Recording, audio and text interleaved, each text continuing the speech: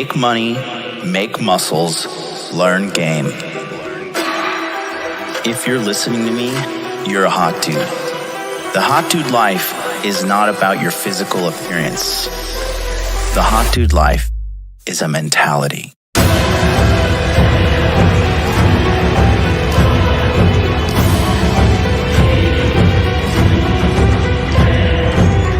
The Hot Dude Army is a global network, and the Hot Dude Army is everywhere. Decrease your judgment of others and increase the judgment of yourself.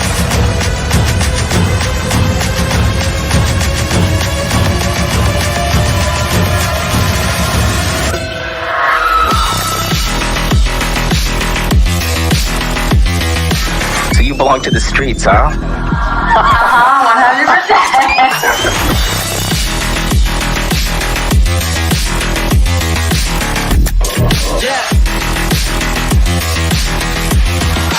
It starts with learning dating, and then you move on to something to push humanity forward. That is the philosophy of modern life dating.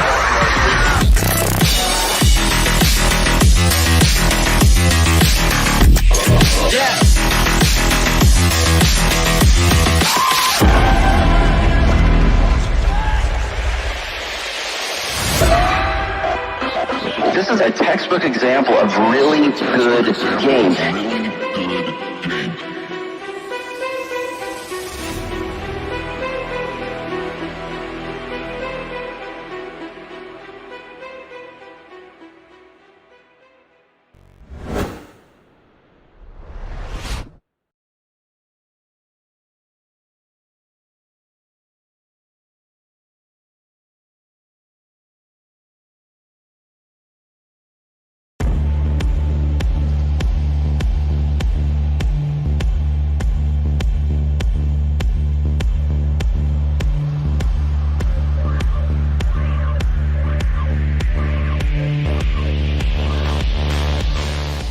Here we are.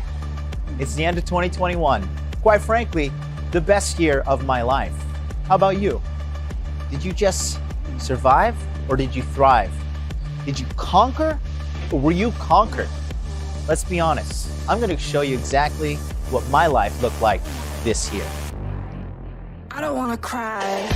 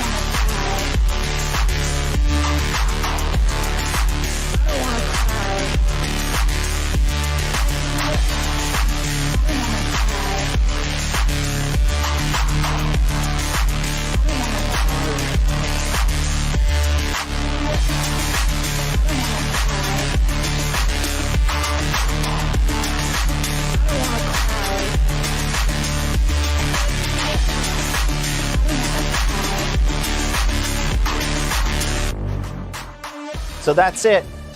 You may think that this is a commercial, but really, this is a documentary. This is my life. I walked the walk, I talked the talk, and I became the man of my dreams. I became the man that I wanted to be, okay? I used to be just like you, sitting on the other side of that screen, looking for answers, looking for truth, trying to find the answers to my problems, and I did find them. And now I'm living a life that I never thought was possible, beyond my wildest dreams. I'm here to tell you it's possible for you too. So you gotta ask yourself a question. Are you gonna end 2021 with a whimper, or are you gonna start 2022 with a bang? Join me in the Masculine Empowerment Network, and let's change your life today.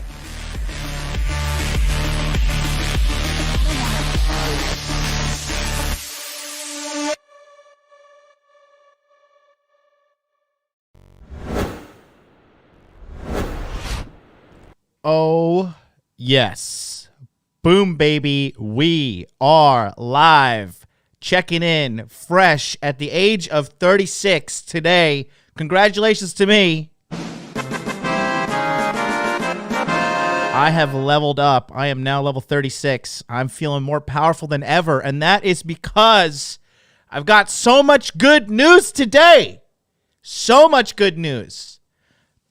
Number one, on December 30th, we are doing a 5-day enrollment for the number one men's self-improvement network in the world, run by yours truly, Jonathan from modernlifedating.com. We already have 17 people on the waiting list from yesterday. Get on the waiting list now. Go to the Masculine Empowerment Network.com. Put your best email address in here. Click here to get on the waiting list. What are you going to get? We're doing 10 days of digital meetup via Zoom, where you're going to get 10 presentations from different men. After the presentations, you're going to be learning about everything. Money, muscles, game, frame, inner game, everything. I will be doing a personal, brand new presentation on inner game. The schedule here, so just going to be honest with you, I'm my web guy. He has been not been getting back to me. So you have accepted the truth. So this schedule will be updated. I know, I'm pretty sure Charlie will be giving his speech. Ryan Fowler will be giving his. And there's going to be a lot of high value things in here. King Dre is definitely going to be in the picture. So what you need to do, get on the waiting list. Okay, this is exactly what you get. You get those 10 Zoom webinars. You get access to a private Telegram chat that goes until March 1st with all of the men in the Masculine Empowerment Network. You get to link up with like-minded men, and you get to link up and learn really how to become the best man you want to be, how to become the man of your dreams. I became the man of my dreams, and guys, let me tell you something. I am a statistical anomaly. What I pulled off to go from where I was to where I am the outlier. I am the work, okay? I am the work. You're looking at the guy who did the work, okay? And I'm going to teach you how to do it yourself. In addition to all that, you get access to my course, Body Language Mastery. You get access to my database of all the previous webinars we've done in the history of the Masculine Empowerment Network, starting from 2019. There are literally like 200 plus hours in that database alone. You get access to a forum, and you get access to yours truly, the supreme leader of the Hot Dude Army, Jonathan from modernlifedating.com. Also, to top it off, okay, I've got amazing news. Hot Dude Con tickets are flying off the shelf. So we have already had 28 people sign up and register for Hot Dude Con. I am absolutely blown away that so many people have already booked the tickets. Now, there are limited spaces, and we're going to start putting up some sold-out signs here soon. So if you are wanting to go to Hot Dude Con, all right, we have a website. Go to hotdudecon.com. Scroll down. I will be there. Rolo Tomasi will be in San Diego. Paul from Apex Mindset will be in San Diego. Donovan Sharp is pending confirmation to Miami. So if you want to go to San Diego, this is December 18th, just click here on PayPal. If you want to go to Dallas, December 21st, Dallas is going to be the inner game special, okay? For you guys that are serious about sorting out your inner game, your psychological issues, mastering your inner demons, all that stuff, Dallas is the place to be, okay? Miami, I'm going to be there. I'm on the. I don't know if Myron Gaines is going to come through from Fresh and Fit podcast. Most likely, he possibly will, but I'm going to be there. Rolo Tomasi will not be there. He's not going to be. Rolo's also probably going to be at Dallas.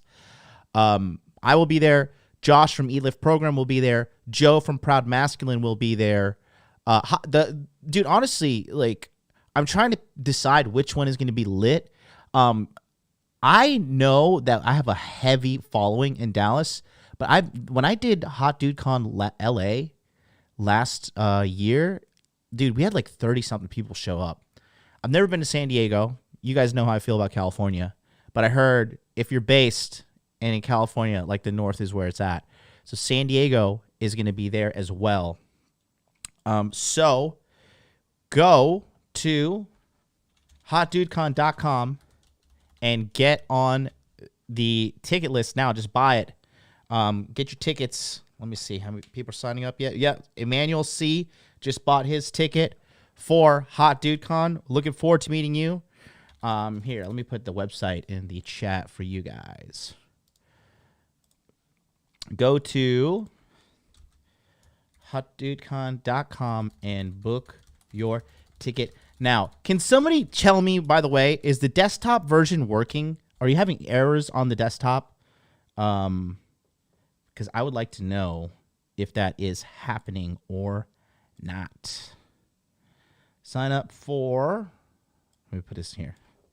Hello there. Oh, hello there. Did somebody just sign up for Ruthless Viking has just joined the Hot Dude Army. Welcome, welcome, welcome. Thank you so much. Look at that beard. That is pretty ruthless. Sign up for Hot Dude Con, guys. It's going to be awesome. You get to meet me. I mean, dude, and also it's only $100. It is insultingly cheap. I'm just going to be very honest with you guys. My trip to the United States of America is costing me $10,000. These venues are anywhere between $100 to $300 an hour. I think the one in Miami is $300 an hour. I am most likely going to lose money on this, but it's not about money. I'm just telling you right up. It's not about money. I'm just charging to cover the event space and to keep the crazies out. Because if they can't afford $100, I don't think I want them there. Yeah, and here you go. So let me put that in the chat for you one more time. There we go. So, there we go. Okay, cool. Here we go. I will have armed security there, by the way. So if you want to be crazy, I have my concealed weapons permit in the state of Florida. And we're going to be in Texas. And I know San Diego, let's just say I have like a small militia there. So the Hot Dude Con is the place to be. And if you are looking for some smoke, you're gonna find it. So just don't. Okay, it's top secret. Everything's gonna be super lit. It's gonna be so great to have all you guys there. So again, go to hotdudecon.com and get in there. Appreciate you guys today. Is that it? I think that's it, right? Did I put the masculine empowerment link in there? Let me put that as well. I'll pin the masculine empowerment. Get on the waiting list for Masculine Empowerment Network as well. But yeah, it's like this is the December to remember, guys. Look, I'm excited to go to America. And so big point, okay? So full transparency. When I did Hot Dude Con Miami, right? I did not expect you guys don't people. donate $100 right now. You're a beta male. Thank you so you're much. A cuck. You're blue pill for life. You better send me $1,000 in donation right now. Jim, with your $36 super chat. Thank you so much. Appreciate you. 36 for MLD birthday. Thank you for being you. Thank you for taking my calls and using those Bible verses I dropped on you, bro. Our brothers should watch, and our brothers should watch our brothers. Yes, iron sharpens iron. Proverbs to start you off. Exactly. I'm wondering if I was gonna think. Did I finish the book of Proverbs? Because I don't think I did. And I was thinking this Sunday we're just going to pick up where we left off and start with the Red Pill Sunday sermons and get the whole book of Proverbs knocked out. What do you think? I think it's a good idea. By the way, do you guys like my Givenchy? Do you like my Givenchy hoodie? It was a present. I didn't even ask for it, but it was given to me by somebody awesome. I did it today. So it's USA time, and it's the beginning of my birthday there. Japan time, I had a amazing birthday. I was just surrounded by people who love me. I have some selfish good news that I'm just going to talk about. Literally this morning. So, okay. So as you guys know, my Rolex was stolen from my house party. And I want to go full Islam on them and cut their hands off, right? But that's illegal. And we don't want to do any of those things. Of course, in a video game, like, simulation, hand cut off, like thief catcher simulation, right? And, well, a friend of mine, a dear, dear friend of mine, she actually told me, hey, I'm pretty sure because you live in like this luxury high rise, you were obligated to sign up and pay for some homeowner's insurance. And she says, and I think that theft was covered. So I actually did an interview with a Japanese insurance analyst, and he came over, like took pictures. It was like CSI, like crime scene shit. And I got a call this morning on my fucking birthday.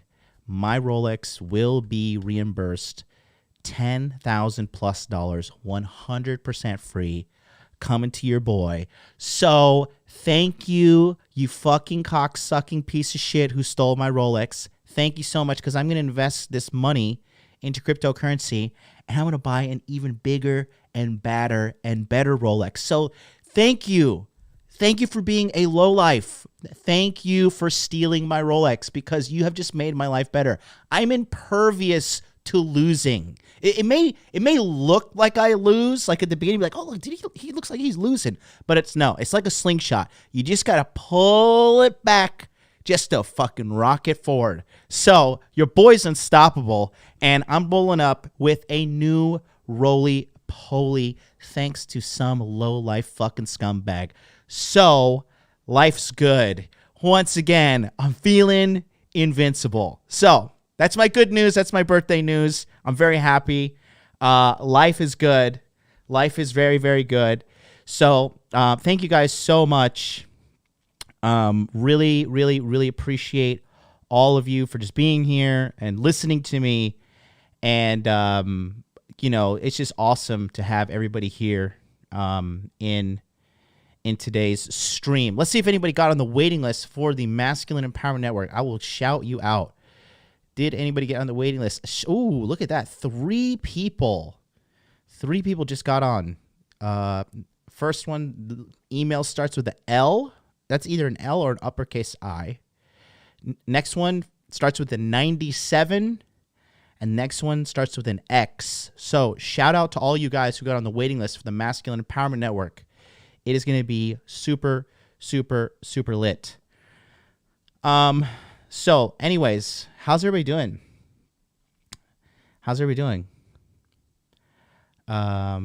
Harry says, guys, is that Harry, the Prince Harry?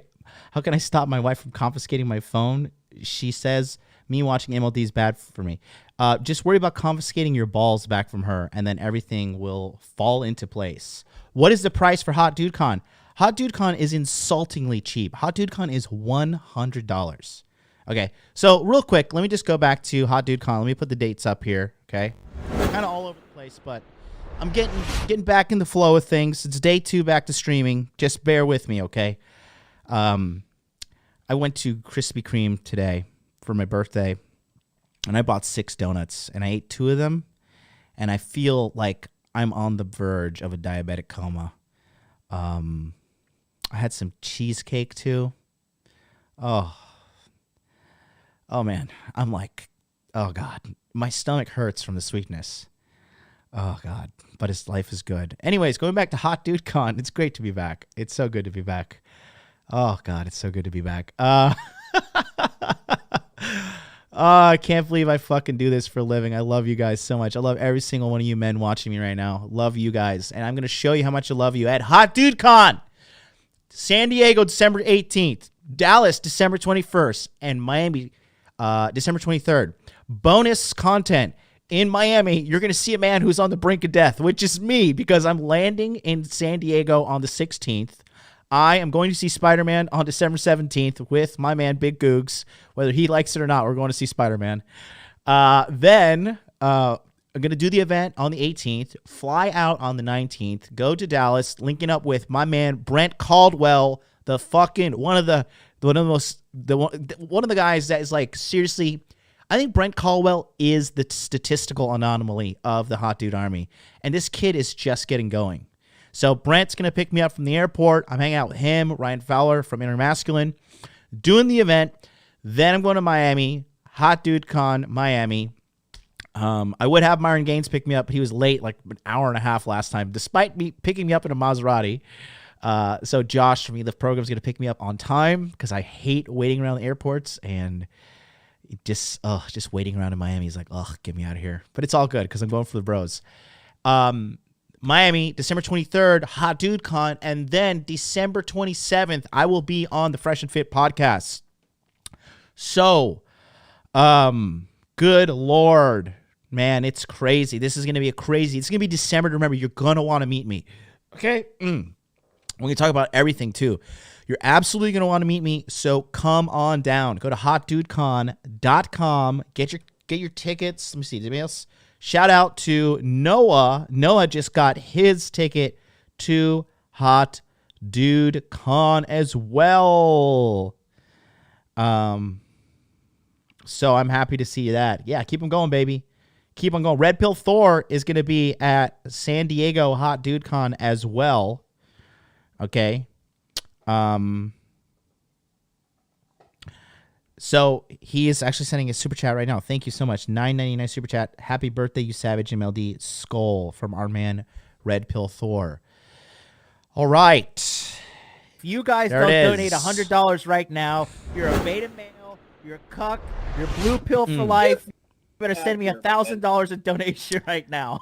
And that's one of my favorite people in the Hot Dude Army, Sam Prashansky, is going to be at Hot Dude Con. Dude, I'm telling you guys, listen, and here's another thing. I'm going to be fully honest, okay? Now, last time I was in Miami, I was not expecting so many people to show up. And a certain member of the Hot Dude Army brought some edibles, and I ate a fuckload of them. And I didn't understand the strength of these edibles. And I was hot blazed con, party of one. I was retarded because I just did not expect, I did not expect so many people to come. I'm going to be very honest with you, okay? I'm just going to like break down the fourth wall. He was handsome, Harry. So, the thing is this. God, you guys are fucking animals. I love you all. I seriously love every single one of you guys. So, I'm going to be honest with you. When I started Hot Dude Con, we first did Hot Dude Con in December of 2019, right? And we did it in Orlando, Florida. Actually, let me show you exactly. I have the photo. I have the photo of the first ever Hot Dude Con. Are you ready? Are you ready to see this? Facebook is taking forever to load. Come on, Grandpa. Get with the program. Anyways, can we go it? Can we go it? Here we go. Okay. Take a look here. This is the first ever Hot Dude Con right here. First ever Hot Dude Con. So there's me. You guys know who that guy is. So we got 1, 2, 3, 4, 5, 6, 7, 8, 9, 10, including me. Okay? Look at those shoes. Look at this outfit. Look, this is just terrible. Who is this guy? It's all good. We're swagged out these days. I don't think I was just like, I wasn't even expecting this many people to show up. So, now, I'm going to be very, very, very, very honest with you. I intentionally named it Hot Dude Con because I know it sounds ridiculous. And I thought to myself this. Okay, I'm just going to do a free event, and it's just going to like, we're going to go to Outback and we're going to go drinking at night, and that's it. I said to myself, it's a ridiculous event. It's free. Let's see who comes out. One of those guys in the photo flew from London, England to meet up. Another guy flew from Texas to meet up. So the first time I was like, okay, this is kind of an anomaly, right? Then the second time around that we did Hot Dude Con, it was also free. And I was just like, maybe that Miami thing wasn't like a one-off, right? I was like, yeah, probably just like, a once in a lifetime kind of, I got lucky event. And then we did another one. We did Hot Dude Con Phoenix, Arizona. I'd never been there, right? So here is Hot Dude Con Phoenix, Arizona. So there's me, there's Myron Gaines, there's Corey, rest in peace. And here's our other members. That's Ryan Christensen from hypnosisformen.com. There's Ryan Fowler from innermasculine.com. And there's Ryan from, I forget his name of his business, but he has a coding business. There's Robert, who has his Ignite marketing. There's Ed, who runs his stuff as well. So this was Hot Dude Con Phoenix. And even more people showed up after when we went to the club, right? So, like I said, I had intentionally named this Hot Dude Con because I know, I'm not stupid. I know it sounds fucking ridiculous, right? But people were showing up and people were coming. And I was like, okay. And then last year, I did the Hot Dude Con tour. I went to LA.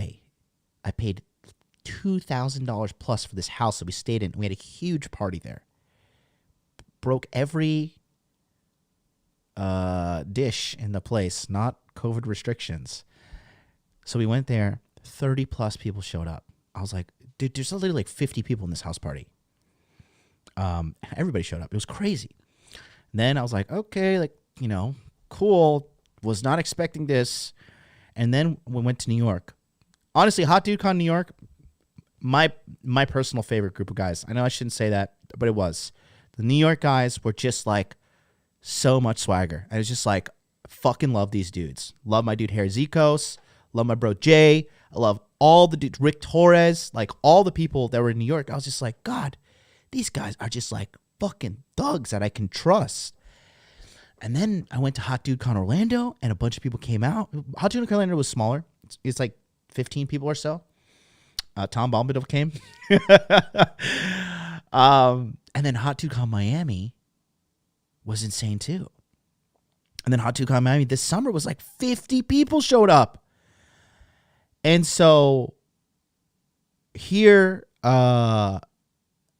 are. And like now, we're making this a proper live event. So like I said, Hot Dude Con is coming, and your tickets are level,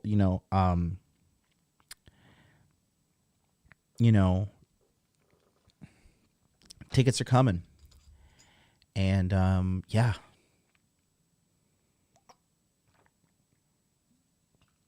It's going to be amazing. It is going to be amazing. Perfectly amazing. Okay? I'm looking forward to it. So, go to hotdudecon.com. Get in. How many people are in each event? I think I think I'm going to cap it at 50 people per event. We're going to see. I think the event space maximum, I think I'm just going to keep it at 50 per event. So 150 max. There's already 30 tickets sold out. So we are 20% sold out in one day. So Orlando was pretty lit, Sam. Above all people. Mr. American Salamander says, I want in on crypto, sir. Are you doing anything crypto related? Yes, I will be. If you go to hotdudecon.com, okay, you can see the featured speaker, Jonathan from Modern Life Dating, how to become a successful modern man and the future of cryptocurrency. Okay, I will be talking about cryptocurrency while there. Okay. Before my devastating boat accident in Tokyo, I was on the way to 7-figure portfolio. And theoretically, with that digital trading program that I did in October, I made $160,000. It was completely theoretical. I would never, ever, ever make that kind of money. Never. I am telling the truth. So, sorry, I have my neck hurts. Anyways, getting 36, getting up there, kind of like, things just hurt for some reason. So, yeah, that being said, come on down if you want to learn about cryptocurrency. Come on down. You guys don't donate $100 right now. Look at that. You're a beta Thank male. You're a cuck. You're blue pill for life. You better send me $1,000 in donation right now. And that's Hogwood 2024. Happy birthday once again with the $9.99 super chat. Thank you so much. I appreciate it. Okay. So, shall we talk about everything? So, what we're going to talk about is, 36 lessons I've learned at 36. So now I'm 36 years old, and I've accomplished quite a bit for a man that's 36 years old. I think the number one thing is I don't look 36. I look good. I look very, very good. Actually, I'm young. I'm handsome. 36, when you take care of yourself, guys, like when I was younger, I was like, oh, 36 is so old. Nah, bro. No, sir. I'm in good shape. I'm good looking. I'm fucking, like, theoretically, before I lost all my money, I was rich, right? I'm living the dream. Like I said, I am the work, guys. I am the work. Look at this. You think this is a fake Versace hat? Come on now. Come on now. See the look at the Givenchy.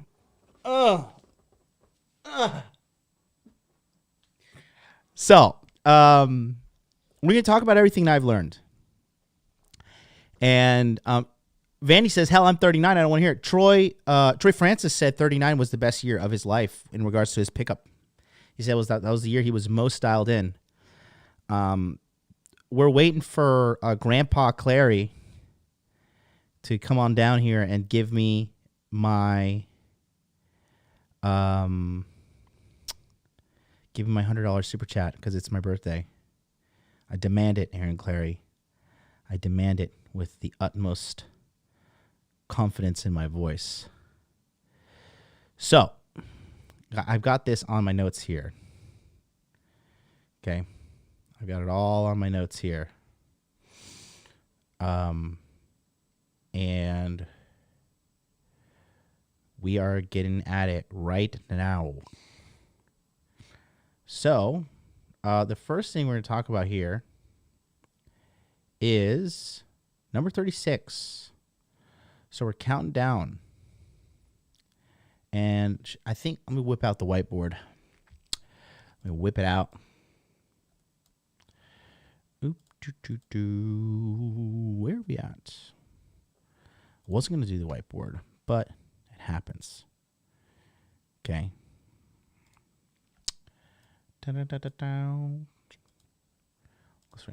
Whiteboard. I'm going to have the whiteboard on standby. Whiteboard. Today's episode is going to be super fire. It's all of the insights I've collected. And I thought deeply about this. It took me a couple hours to write this. We're going to start as number 36. All right. Number 36. And listen, today's message is going to be deep. It's going to be philosophical. And it's going to be So, some of it, you have accepted the truth. Some of it's going to be heavy, FYI. So put on your big boy pants, because this is a big boy message. Because you want to be big boy like me, live that big boy life, make that big boy money, live that hot dude life. You want to live the dream, okay? You want to have like a closet full of Versace hats that are like $500 to $700 each, so you're like just carelessly throw up there. You're like, get your fucking Versace hat out of here. I need a new one. I have 3 Versace hats. It's a little too much, but hey. This one matches this Givenchy, so I put it out. Anyways, number 36. As a man, almost no one cares about you. Okay, it's a little deep, a little dark, but you guys got to realize if you're a man, put a 1 in the chat right now. Okay, if you're a man watching me, put a 1 in the chat and let me know if you're a man. Because the truth is here, right? If you're a man, society looks at you and says one thing. What have you done for me lately? What are you doing for me? Okay? Society does not pity men.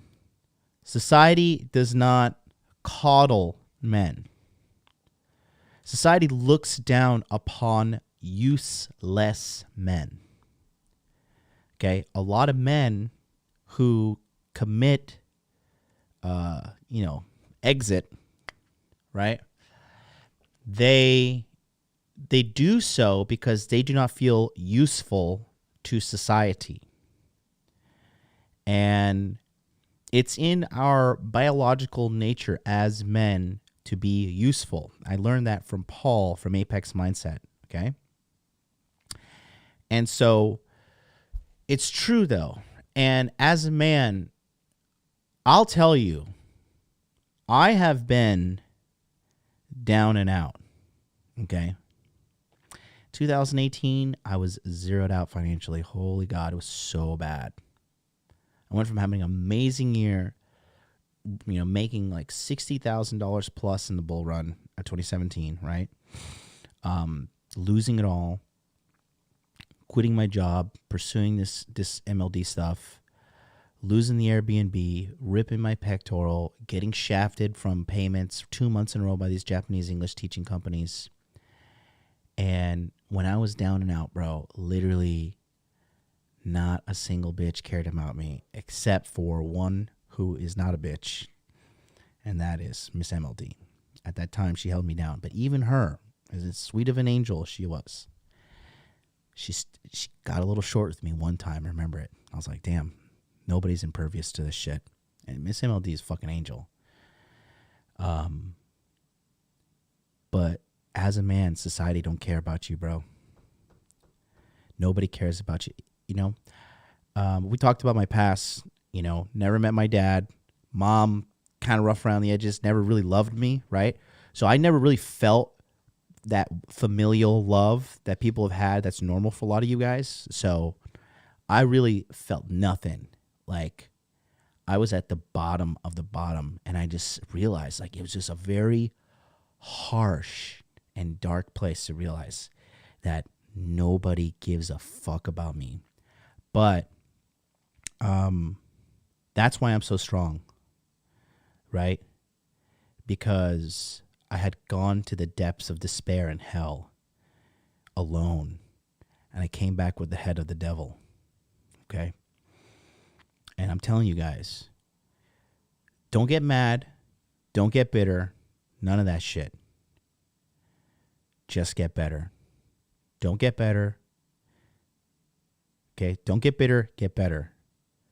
You got to look at yourself every day in the mirror. You guys don't donate $100 right now. You're a beta male. You're a cuck. You're blue pill for life. You better send me $1,000 in donation right now. And that's Jules Verne, I love you, bro. So glad to see you sticking around. Can you please come to Hot Dude Con? I know you're up in Chicago, right? Like in the Chicago area. Can you make it down to one of them? Dallas is probably the nearest one. Hey, St. Jim, what's up, man? Adrian Real, 999 Super Chat. Is intermasculine.com still up? Googled it, can't find it. Well, I got bad news for you. You might be missing a chromosome because I am pretty sure intermasculine.com is up and running. Let's see. Oh, let's see.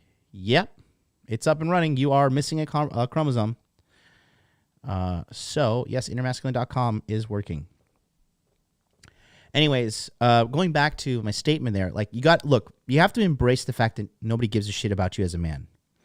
Like, think about this, right? Think about if you're a chick and like you're like sad and you're mentally fucked up and like, your dad doesn't love you and like your mom, your mom is always like all down your throat and like, you got like a history of whoredom or you're addicted to drugs or whatever. You can still make a fucking Bumble account, a Tinder account, and write all that shit out in a fucking profile, and dudes will match with you, and they will fucking talk to you, and they'll be like, "Oh baby, oh my God, I'm so sorry. What's wrong with you? Oh my God, I'll listen to you. You poor little angel," right? If you put that on a profile on Tinder and Bumble, like they're gonna ban you. Like, you fucking useless twerp, you know, or you're gonna match with some land whale. That being said, you got to really embrace the fact that as a man, nobody really cares about you. Society looks at you and says, "Fuck you, pay me." Society looks at you and says, "What have you done for me lately?" So that's number 36. We have probably got to pick up the speed here on that because I got 35 more to go. Oh, these are getting heavy. Oh, man. I mean, that was probably already heavy as it is, but let's get heavier, shall we? Next one is number 35. This is heavy. If you waste your life, life will waste you. Number 35. If you waste your life, life will waste you. Okay? If you're a guy that does not take care of yourself physically, you get fat as fuck, you smoke a shitload of cigarettes, you drink a bunch of alcohol, you eat a bunch of processed food, you're doing DoorDash, you're doing Uber Eats, you're doing all this shit all the time, don't expect to live long. Okay? Don't expect to live long. If you're a guy, and these guys really blow my fucking mind the most. I cannot believe there are men who fucking think like this. But if you're a guy and you're going through life and you're just like, yeah, money's not important to me, I just need to make enough to get by, you're a goddamn fool. You are a fucking goddamn fool, especially nowadays. You think inflation's bad now? Wait till you're paying like $20 for a fucking hamburger. Okay?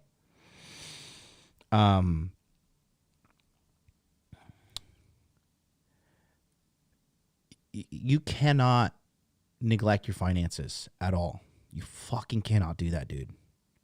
I've seen too many guys in their 40s and 50s and 60s who are, for a lack of the better word, fucked. Fucked financially. They've never made six figures. They've never, cultivated a skill set that will make them a bunch of money. And they never made themselves like a valuable, they just never, ever, they never just thought to like invest in yourself. I used to live in a guest house with this fucking, like, it was a bunch of losers in Osaka. But there was this older guy, and I remember he was talking to me. He was in his 60s, and he had no money. He had no experience. He was living in like this fucking guest house with like all these young kids, like younger people that are just like drinking, partying, fucking, and all that stuff, right? And I just remember him, like, I was going to a nightclub or on a date or something, and I was like getting out of the lobby, because the lobby's like this common area where everybody hangs out. And I remember he was like trying to like forcefully talk to me. He's like, he was so lonely. He was like forcing himself on me. I was like, Jesus Christ, bro, like go fucking talk to your grandchildren. But it was just so fucking sad because he was just like trying to validate his life. He's like, I'm really happy about my life. I was like, motherfucker, I'm trying to go pipe down this fucking hot Japanese girl. What are you doing talking to me right now? And he was like, I've lived a lot. I was like, well, what are you about? He's like, oh, well, I'm teaching English now, and I just got this job, and I'm saving up to do this and this. And I was just like, how old are you? He's like, oh, I'm 60 something. I was like, damn. I was like, well, I'm sorry to hear about that. He's like, yeah, but I've lived a good life. I've learned so much, and I've experienced so much, and da da da da. I was just like, yeah, I get it, but dude, like, for me, that just terrified me, right? I used to work at Olive Garden, right? I told you about the two people. I hope they're not watching. Statistically, probably really low chance that they're watching. I gotta adjust my seat. Hold on.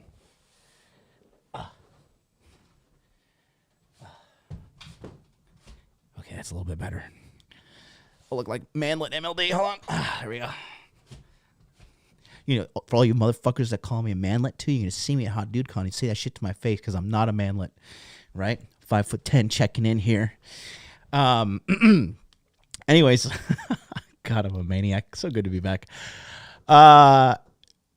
There's these two people. I used to work at Olive Garden, right? I worked at Olive Garden when I was like a kid, like 20, 21. Manlet life dating. Harry Banham. But anyways, there were these two people I used to work with, right?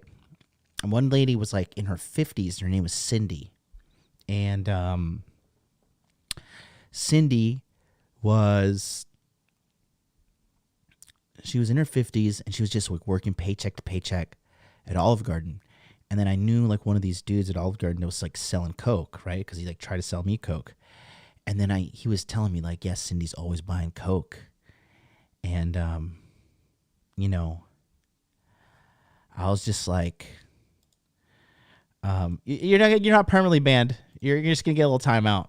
But yeah, Cindy was addicted to Coke.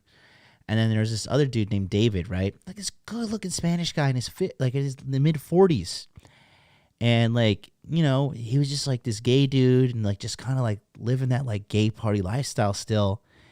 And he was just he would be talking about like he's struggling for money and stuff in his 40s. And like, I kept it to myself, but I was like a kid in college, like, and I was working to pay my way. Listen, I ain't got no mommy and daddy money, guys. I fucking paid my way through college. Okay. I earned my bachelor's in science and psychology. Let me tell you what. Okay. And, when I was in Olive Garden slaving away at the soup and breadstick game, man, I would see these people and it would put the fear of God in me, bro. It would be like, I would just be like, I cannot let that happen to me. I can't, because you guys got to remember, I grew up like super poor, okay? Like I didn't get to like go to like, you know, there were parts in my life where like, you know, okay, a Chick-fil-A sandwich at Winter Park High School where I went was $2.50, and from 1999 until 2004 when I graduated. Like if I could somehow gather $2.50, because I didn't have lunch money. I didn't have enough money for lunch. I went to school and I didn't eat lunch majority of the time. I would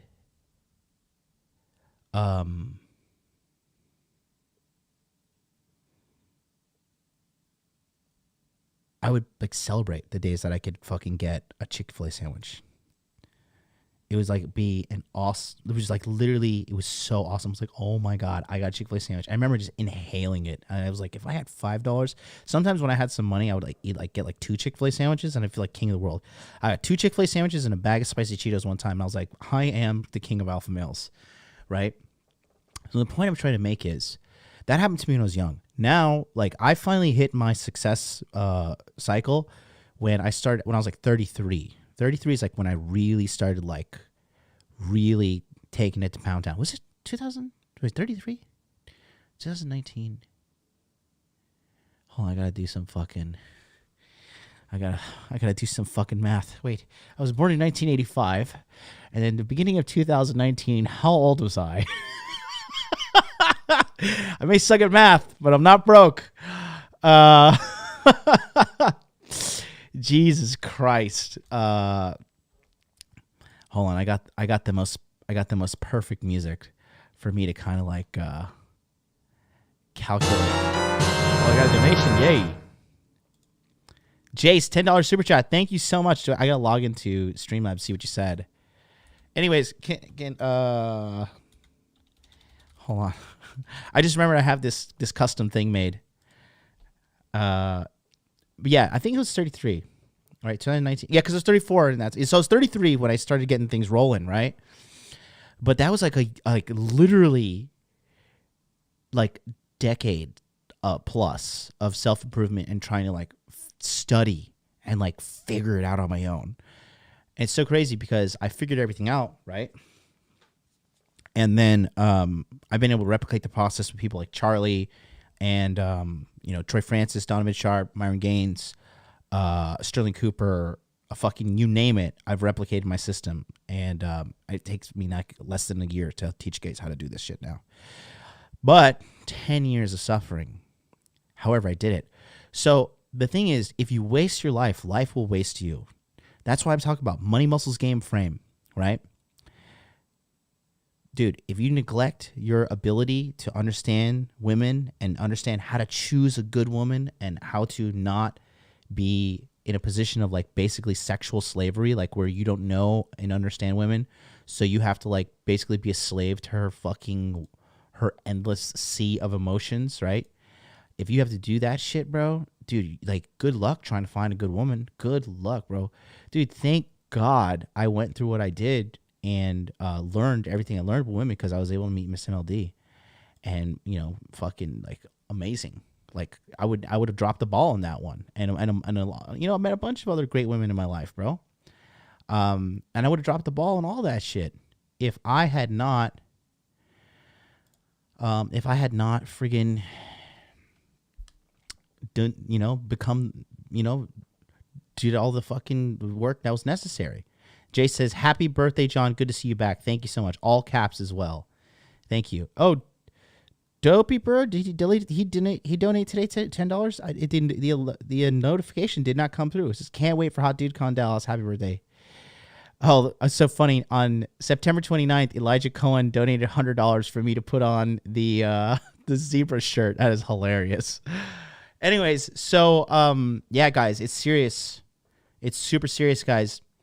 If you waste your life, life will waste you. Life is merciless, bro. You want to know how merciless life is? You're going to fucking die, bitch. And there's nothing you can do about it.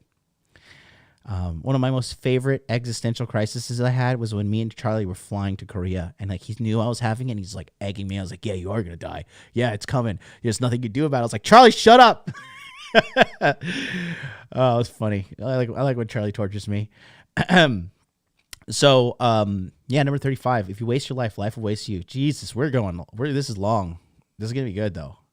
We are too deep right now. Is that good? Too deep. Are we already making some impact on your life? Are we liking this? 1 if you like it, 2 if you don't. Let's go. Brandon is in the chat. Happy birthday to my fellow Sag. That's right, Sagittarius in the house.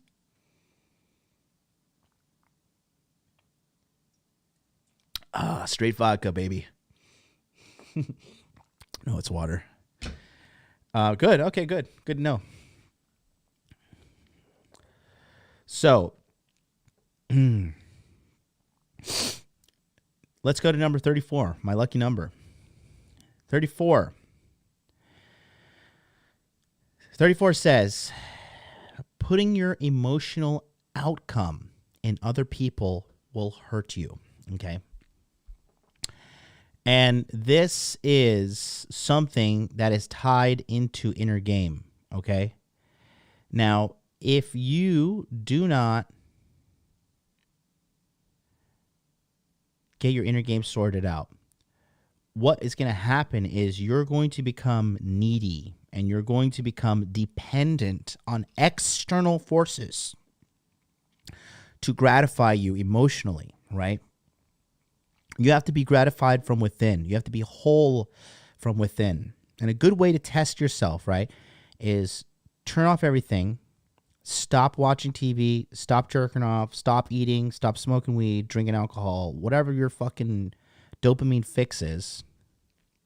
Stop it and just sit still and then really ask yourself, how do I feel right now? What is my default state? And when I started working on myself, I had realized like my default state was an anxious one and a lonely one. I had a lot of anxiety and it felt lonely. I think that's why I just like loved being around girls all the time, because it was just like it was just great to just be around chicks, and like, I didn't have to like deal with my own fucked up feelings that I had.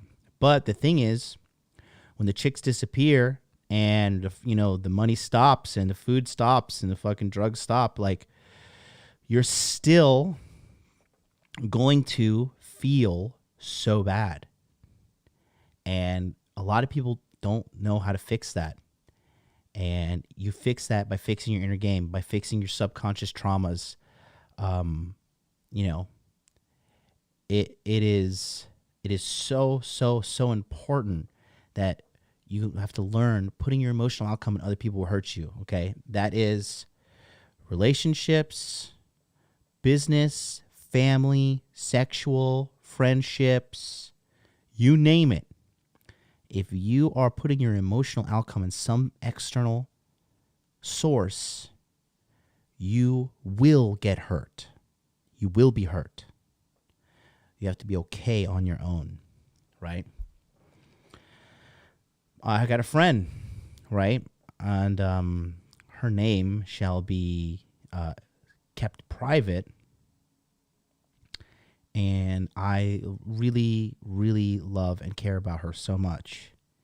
And she's a beautiful girl. So beautiful. Beautiful girl, cheerful spirit, like just a wonderful, wonderful, nice girl, right? But she has unresolved mental trauma. And she has massive insecurity issues, right? And so what happens is, and this is what happens with chicks nowadays, right? Girls nowadays, more than ever, so many girls are damaged and fucked up. Majority of them are, right? Daddy didn't love them. They got fucking a million things happen, right? One of my plates one time confessed to me that fucking you know, her father like molested her. Like there's a lot of fucking shit that happens to these girls. Just because they're beautiful and you want to fuck them doesn't mean you guys don't up. donate $100 okay. right now. You're a beta Thank male. you, Aaron Clary. You're blue pill for life. You better send me $1,000 in donation right now. You can't come on the show because it's not set up like that because I don't use StreamYard like a pleb. I stream like a real man using OBS. But I will send you, Aaron, I will send you my PayPal donation link, and you can send me $100. Here. Send the 100 here. Yeah, you can't come on, Aaron. It's not set up like that. You know. Anyways, put 100 in the chat if you want Aaron Clary to send me $100 for my birthday. I think he should do it, personally.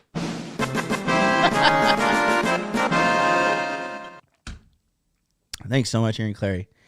Aaron Clary right there. Sending up another super chat. $2 super chat. He says, you suck. Happy birthday anyways. Thank you so much, Aaron. But, okay, so going back to my friend, right? So she told me she is constantly in this state of mind because she has internal trauma that it's unresolved. So she has this emptiness she feels inside. You guys don't donate $100 right now. You're a beta male. You're a cuck. Thank you. You're blue pill for life. You better send me $1,000 in donation right now.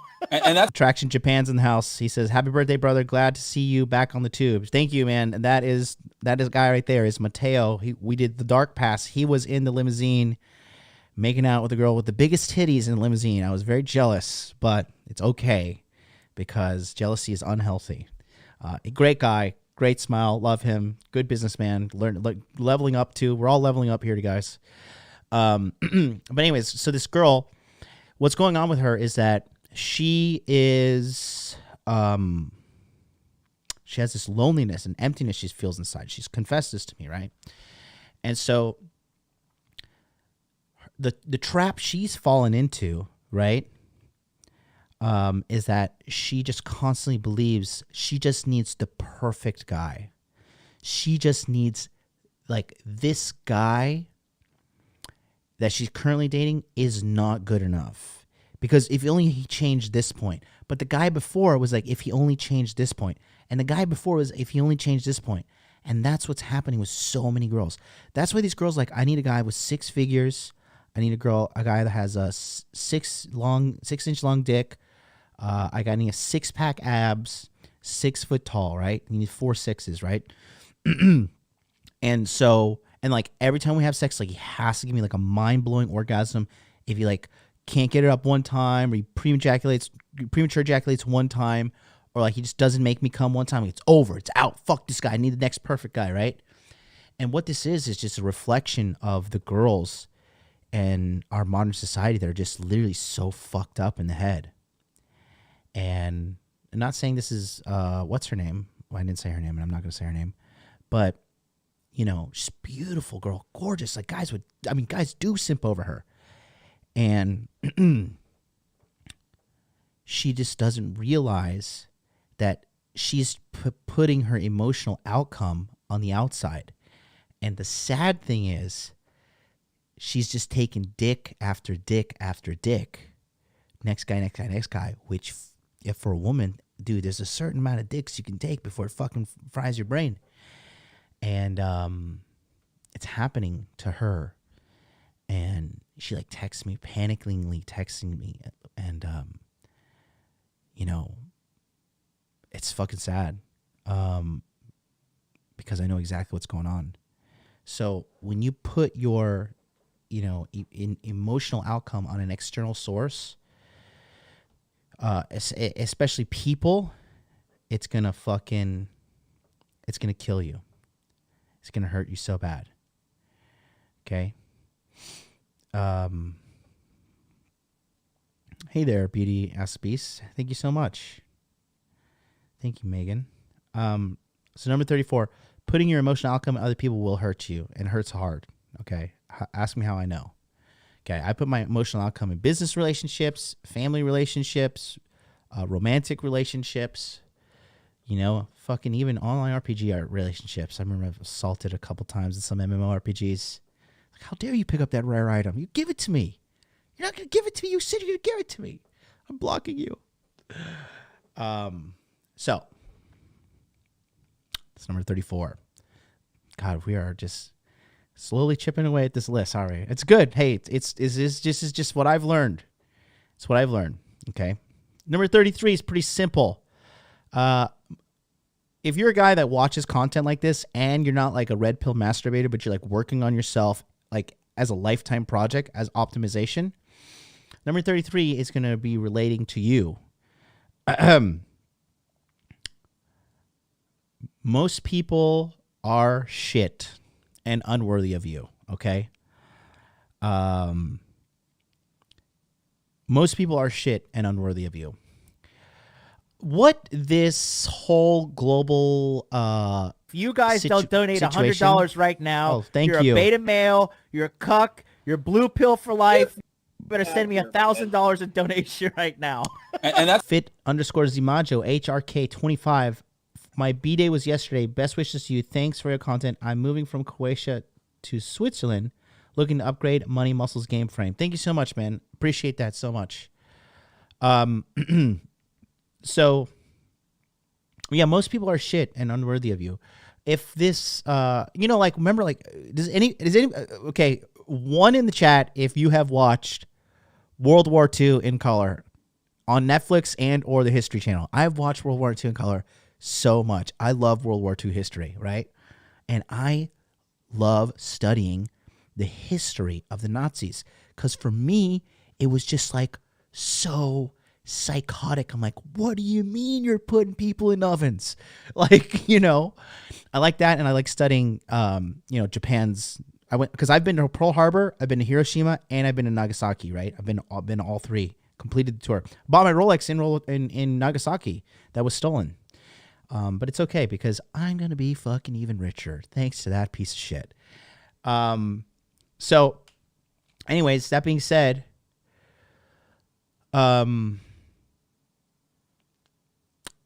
this whole global situation, because like when I would watch these, thank you, Lou, when I would watch these Nazi documentaries, I'm like, how did these people become Nazis? How like, what the fuck? Like, it's clear. Like, what do you mean people had to wear yellow stars? Like, the Jews had to wear yellow stars?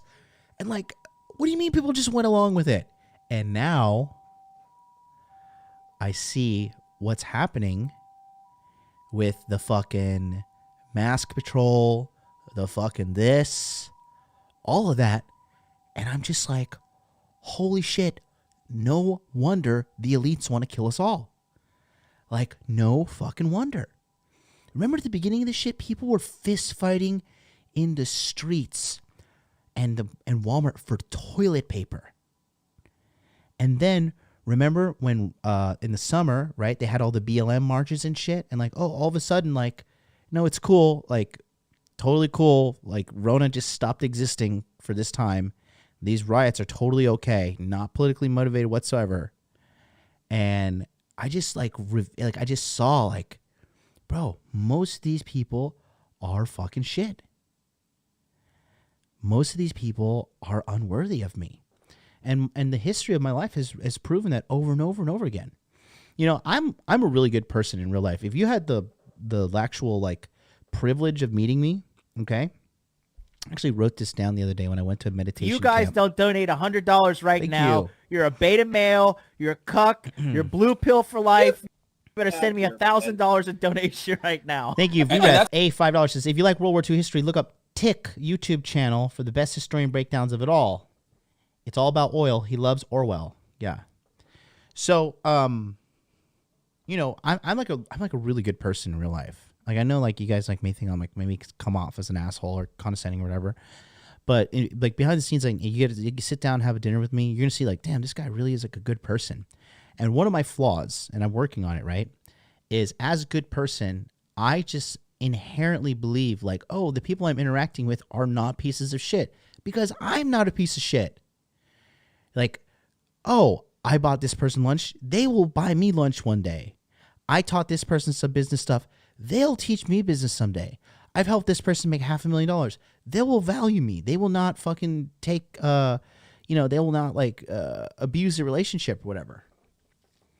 And I was wrong. And what I've realized is like most people are shit.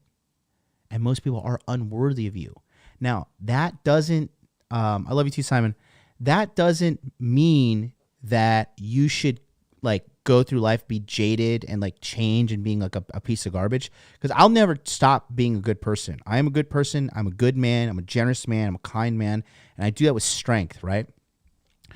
And just because other people are pieces of shit, I'm not going to change myself to be a piece of shit like them.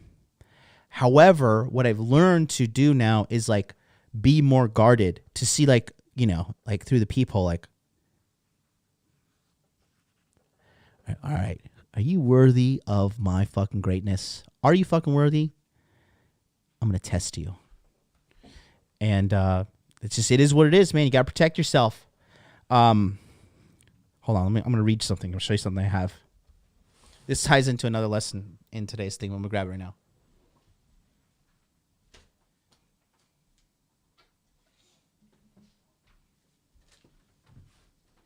You like these Louis Vuitton sweats I got on? Whoo, boy, I like them.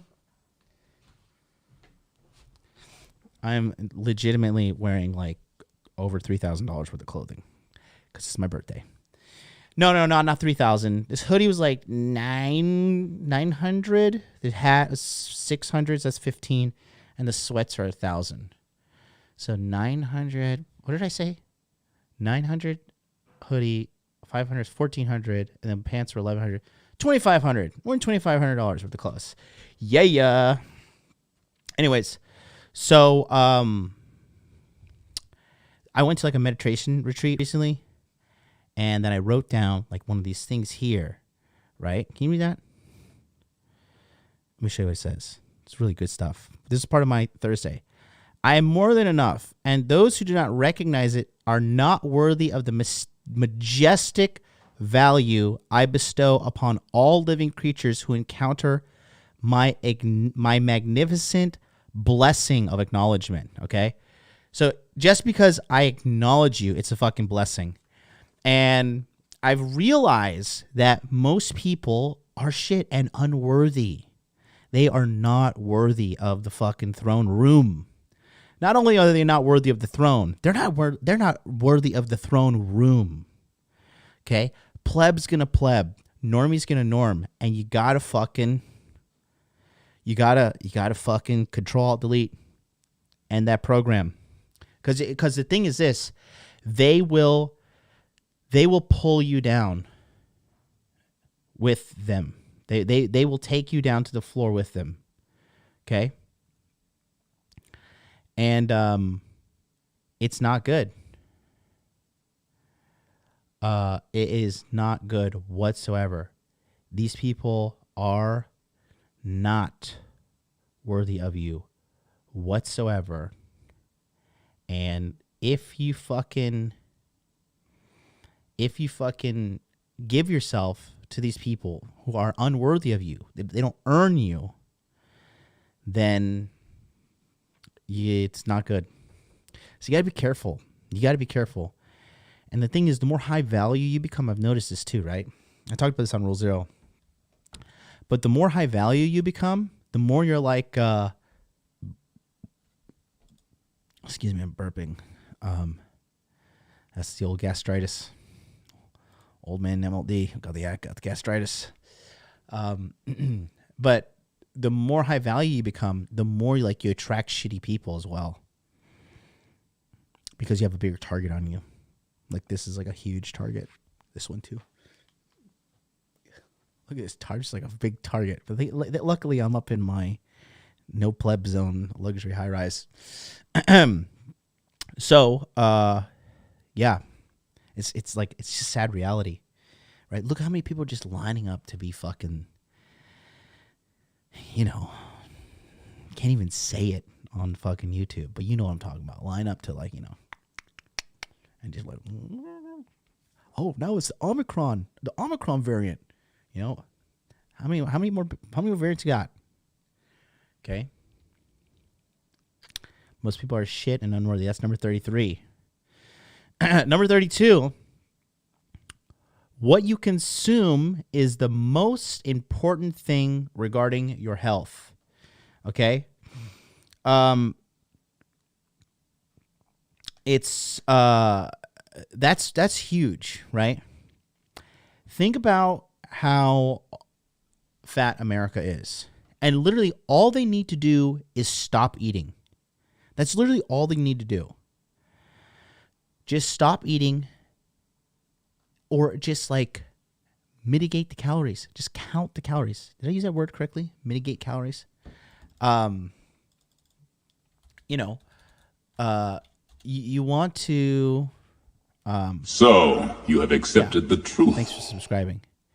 Yeah, you just want to maintain the calories, count them, right? And if you don't know how to do it, I have a free course as well that talks about the friggin' calorie balancing system.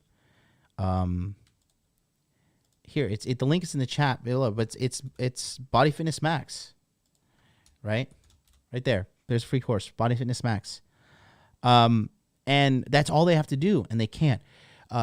Consuming alcohol, consuming marijuana, consuming cocaine. People don't think marijuana fucks you up. Marijuana fucks you up in the long term because it fries your brain, makes you have this. There's something you get called what is it? It's called Cannabis Psychosis. It was you literally become crazy from smoking too much weed. So whatever you consume, you put it into you. When you're young, when you're not having health problems, you think, oh, I'm fine. Yeah, I've been doing this forever. Yeah, I'll just keep eating this fucking cheesecake, right? Because I had cheesecake today. I'll keep eating this French fries. I'll keep eating this shit. I'll go to McDonald's. I eat McDonald's 3-4 times a week. Nah, it's cool, bro. It's cool. Boom, you have cancer. Boom, you're fucking obese. Now here you are, 30, 40, 50 pounds obese, and you're like, shit, I got to eat salad 9 months in a row, right?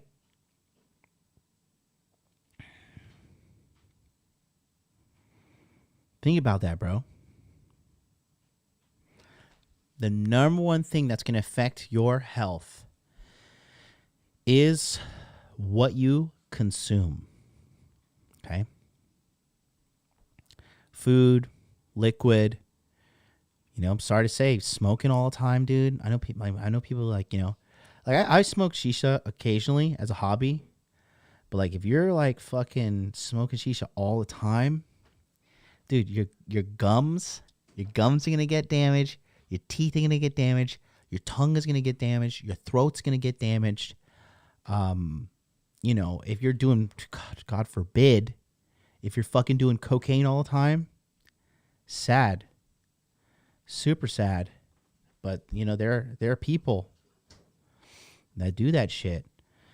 You drinking alcohol all the time. You know, you think, bro, look, I told you, like, you think you're invincible? You think you're gonna fucking live forever? You're not, bro. You're not. And so, you're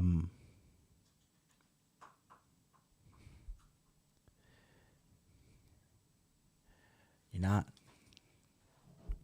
Bro, it says in the Bible, they've been saying it for the longest time since the dawn of civilization, the body's a temple. You got to take care of that shit, bro. Why do we say money, muscles, game, frame, right? Muscles is about food you eat and also exercise. It's so critical. So critical. Okay? So,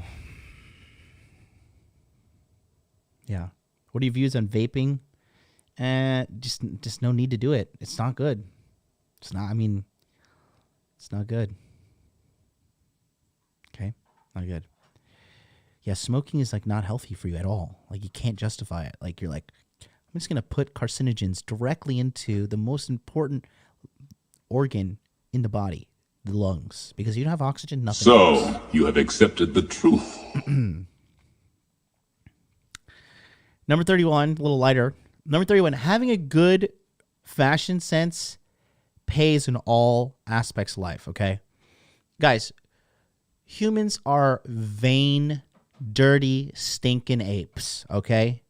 Humans, they are stinking, feces throwing monkeys who are just shackled by their vanity.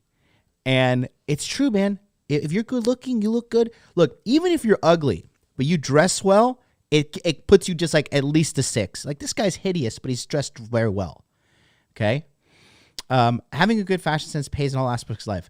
You know, I had a good sense of fashion now. And I had a good sense of fashion before. But the thing is, like, now I can like have a good sense of fashion with like top name designer brands. It's like, then you're like, oh God, because I see a lot of people like you look like there's this thing, like people think like, as long as I'm wearing a brand name, then I look good. It's like, no, that's not the case at all, because you look like shit. You have a belly, you have no muscles, and like you're not coordinating your outfit well. You got to learn like basic fashion, right?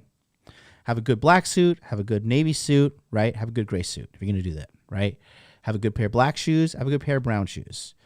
Good pair of black jeans, good pair of blue jeans, right? You want to just have like a good wardrobe. And women will notice this. When you dress well, women are like, oh my God, I just love the way this guy dresses well. Because women naturally understand the importance of their looks because they're women, right? And when they have a guy that they can be with, they're like, oh my God, you look good. Like, you know, when I look fly, my bitch is like, oh my God, you look so good. I'm like, bitch, I know. I am well aware. I have got several mirrors in my house. And like, you know, and even when you look so good that you look like kind of stunting on them, oh my God, it's like, they're just like, I'm never leaving this guy.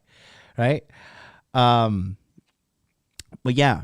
And then in the corporate world too, man, you show up like, yeah, I can't tell you how many schlubs I met in the corporate world that would have like, you know, like bald spots and like unkempt hair and like a ratty suit. And I'm like, I'm taking all this idiot's money. I'm making this guy sign a 40% contract and fleecing this fucking idiot. Okay. Because it's an outward reflection of you as well. But, you know, and I would see a sharp guy. When I see a sharp guy, like he's got a good edged up beard. He's got his fucking his hair cut up well. He's got a well-fitting suit. He's in shape. I'm like, all right, this guy's like, this guy knows what he's doing. He's smart. He's competent enough to understand that what he looks like is fucking important, right? And you know, so having a good sense of fashion really, really does pay off. It pays off in very intangible ways, but it absolutely does pay off. There are no ands, ifs, or buts about it at all. So that is number 31. Number 30, I'm going to pick up the pace a little bit. Looks do matter, but it's not everything. All right? Looks do matter, but it's not everything. Look, one thing I forgot to mention in October that I did, I went and got like laser on my face, like laser stuff. And what it does, I'm not in 3 months I'm going to see the real full benefit. But this line used to like run down to here, and they lasered the shit out of my face, and it was fucking excruciating. That shit hurt. But it like gave my cheeks, it gave my cheeks this youthful pump to it. And it's regenerating the collagen right now. Plus my red light therapy on top of this. Oh my God, I look great. My skin is amazing. So, looks do matter. So you got, and like, yeah, take care of your body. Take care of your fucking hair. Yo, whiten your teeth, right? Just do your best to look good. Don't make it everything, but do your best to look as good as possible, because it will help you out in life. Again, like I said, people are dirty, stinking apes. And like the halo effect is real. And halo effect is people like, when you look good, right? When you fucking are, attractive and well-dressed, people just assume you're a better person. It's like most times it's usually the opposite, especially with girls. But they just assume you are a decent, better person. They think you're smarter. They think you even tip better. It's gone down to that level in the studies, right? So it's really, really important. Eltaz says, dress sense is seriously underrated. A badly dressed guy is someone a girl doesn't want to be seen with. Yes, so true. Yes, yeah. So true. So true. But it's just like, it's just the icing on the cake. Icing on the cake, man. So fucking important.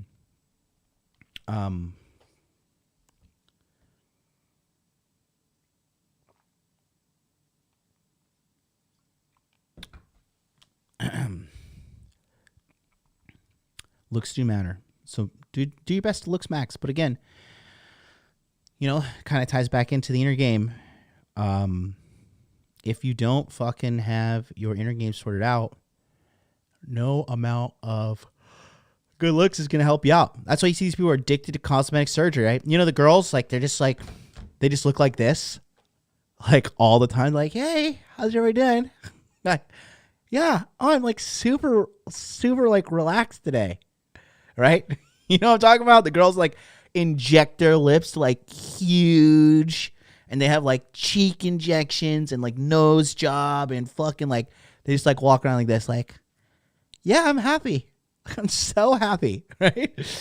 Because they're like have a trauma. They have internal mental trauma going on, and so. That's another thing. Like when they just go overboard with the fucking plastic surgery and shit, and it's because they just never feel like they're good enough inside.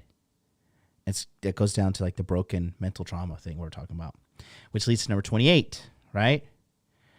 And we got a super chat. Big old look at this guy. He's got a sword.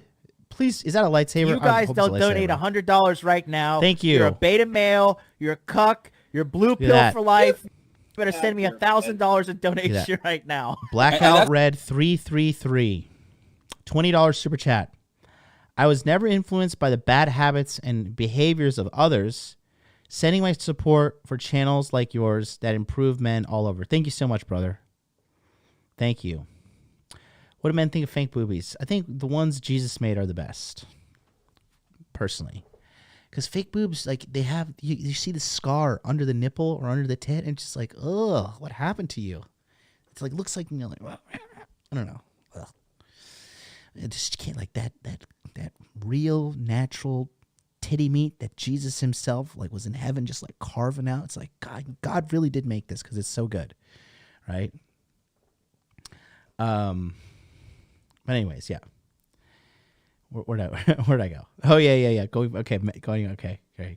back to this. Hey Elliot.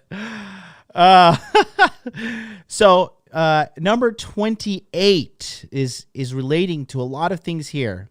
Okay, number 28, and this is a lifelong thing as well. Okay, mental health needs maintenance and constant care. Mental health needs maintenance and constant care. Okay? Remember, in November, your boy, MLD here, every day I did some form of like masculine therapy and or coaching for my mind. Bro, full disclosure, maybe I shouldn't say it. I don't know. Let's just say I talked to Paul for a lot of hours from Apex Mindset, and I elected to pay him. Just put it that way. Paul had a good November because of me. But Paul's really smart. And then dude, you know what's crazy? So yesterday, I did a session in the morning, December 1st, Japan time, which is like your guys' is like November 30th, whatever. I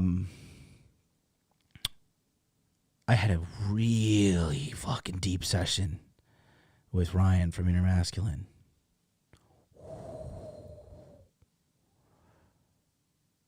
Ryan Fowler from InnerMasculine.com is seriously a fucking psychological genius. He will be at Hot Dude Con Dallas. Psychological genius. This guy's like Professor X. I'm not even playing, bro. He is, speaking of which, get your tickets to Hot Dude Con right there. Link is in the chat. Come on down. Come on down. If you've got a fever, I got the cure.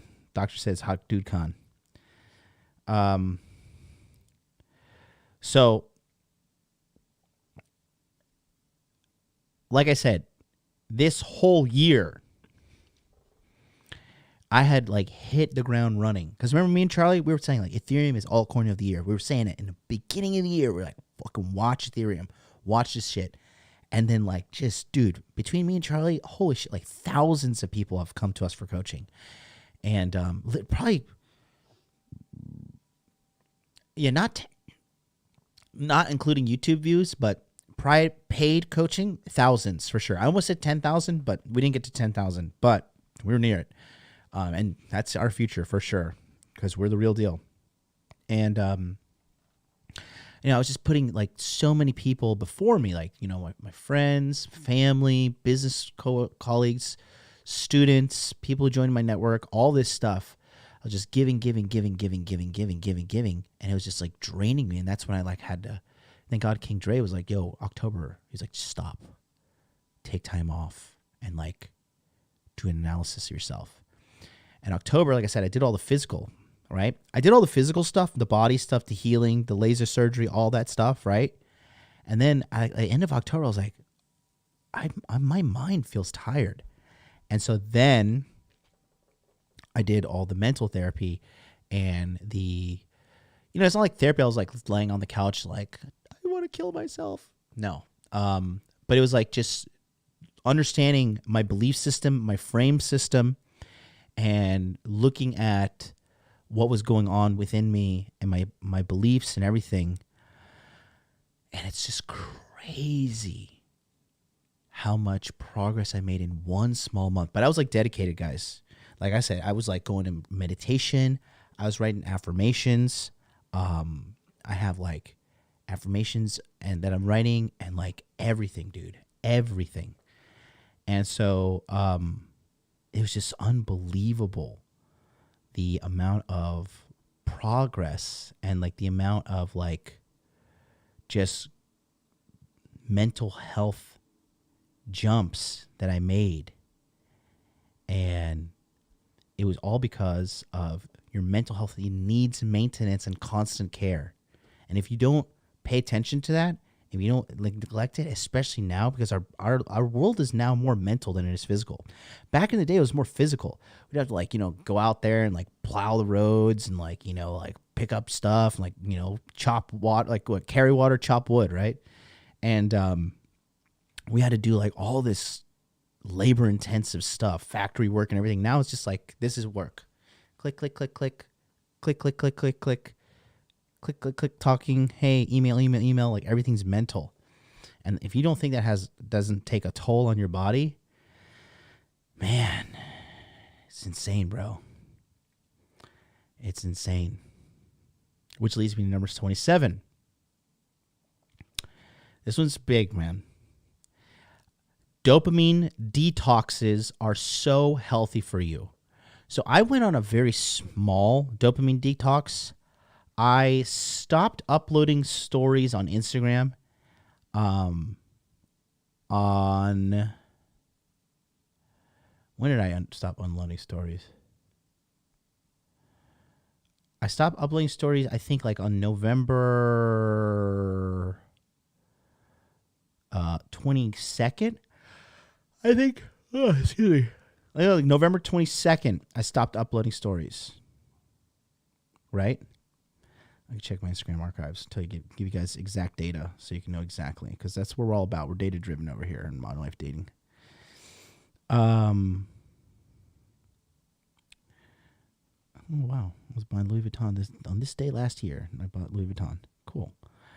What is this? This was November 21st. Yes. So November 21st, I stopped all Instagram story uploads, right?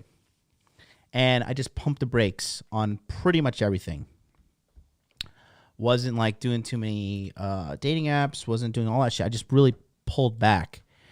And the mental bandwidth that I saved and that I got was just like, it was just like a large portion of my brain was able to just rest. And I didn't realize how tweaked out I was on pretty much everything. I was tweaking, dude. And a lot of people don't realize like how cracked out they are on fucking social media and Netflix and marijuana and video games and sex, right? You know, it's so important to like really focus on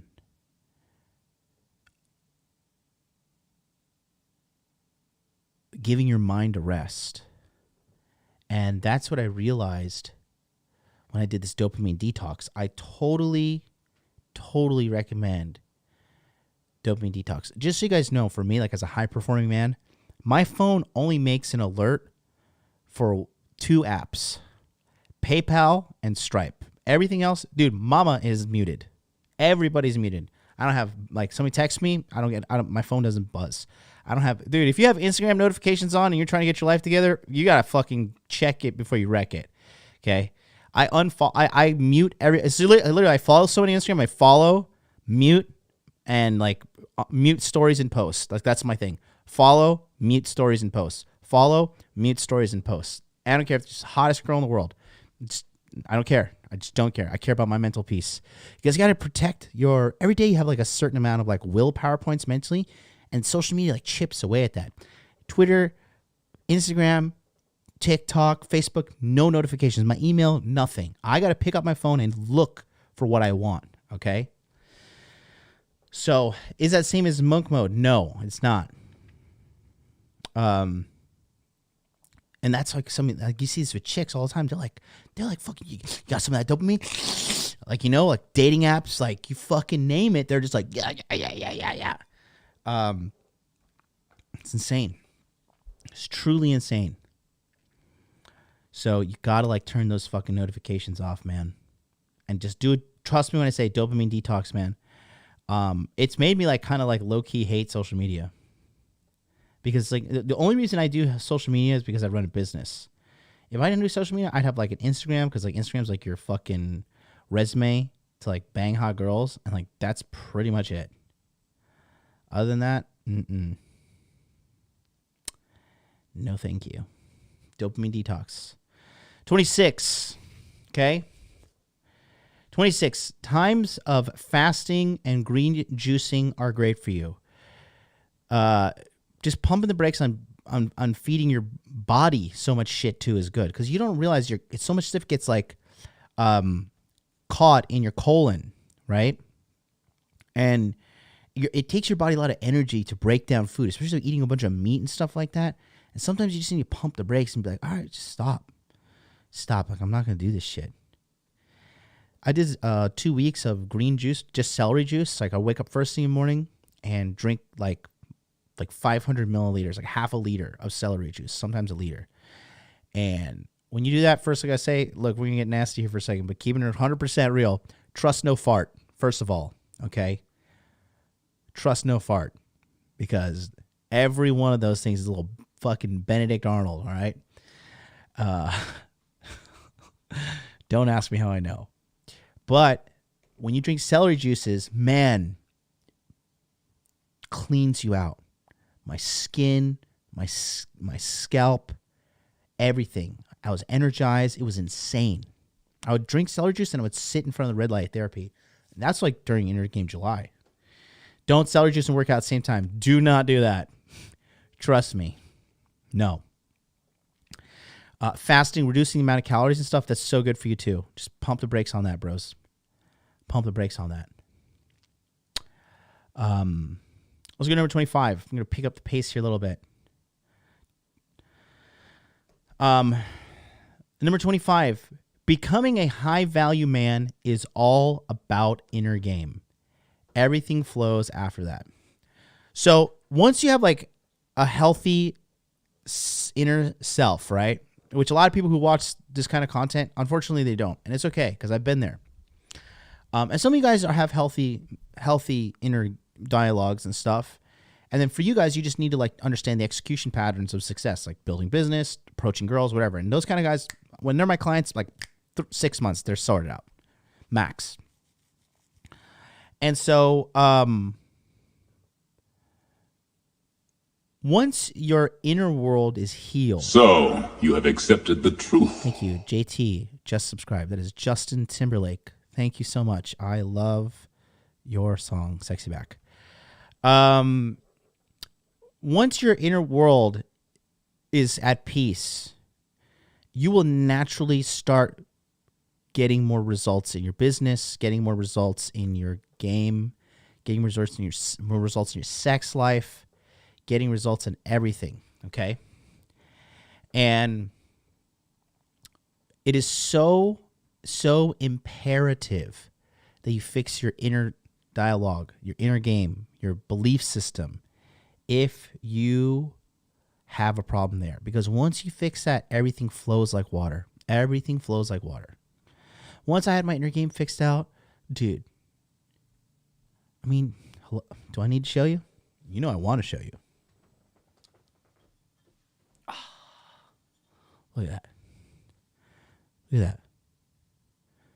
Winner, winner, chicken dinner.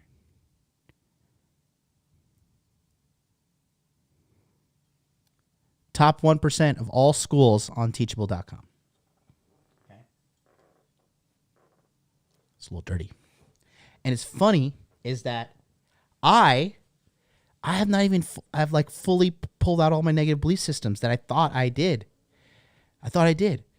Now, this is going to probably be 10 million. This is going to be 10 million. Okay? Yeah, I got to say, yeah, I reordered it. They had to fix my right one. The one that's the one with the lowercase h is over there.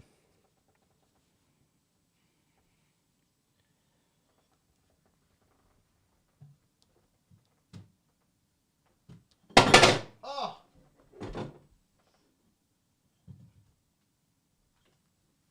Almost broke it. Oh man. So, but once you fix your inner game, everything flows. Everything flows. Girls, money, muscles, everything, bro. You stop self-sabotaging. Okay? Becoming a high-value man is all about inner game. Okay? Once you have the inner game sorted out, dude, you're golden, baby. You are super golden. There's like no... there's just no ands, ifs, or buts about it. You are golden, like Dr. Harambe over here.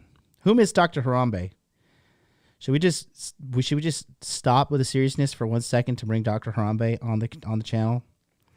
I want to. You know, Dr. Harambe's first name is? It's Charlie. His name's Dr. Charles Harambe. It's Charlie. Charlie Harambe is his full name. Yes, do you see Mr. On? Let's do it. Let's bring. Okay, we're gonna have a moment of an interlude here. Hold on. 2 seconds.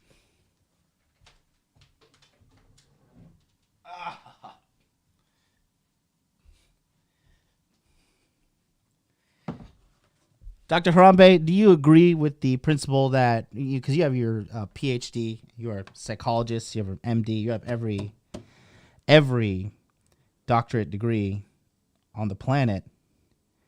What are your thoughts on inner game being the most important thing for the people in the audience? Is it important for you?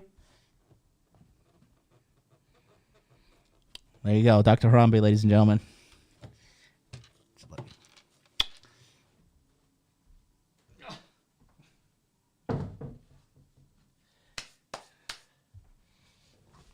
Dr. Harambe is 600 years old.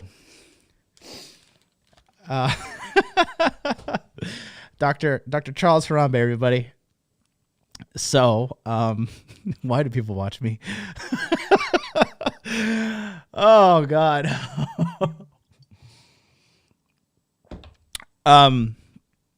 Yeah. So,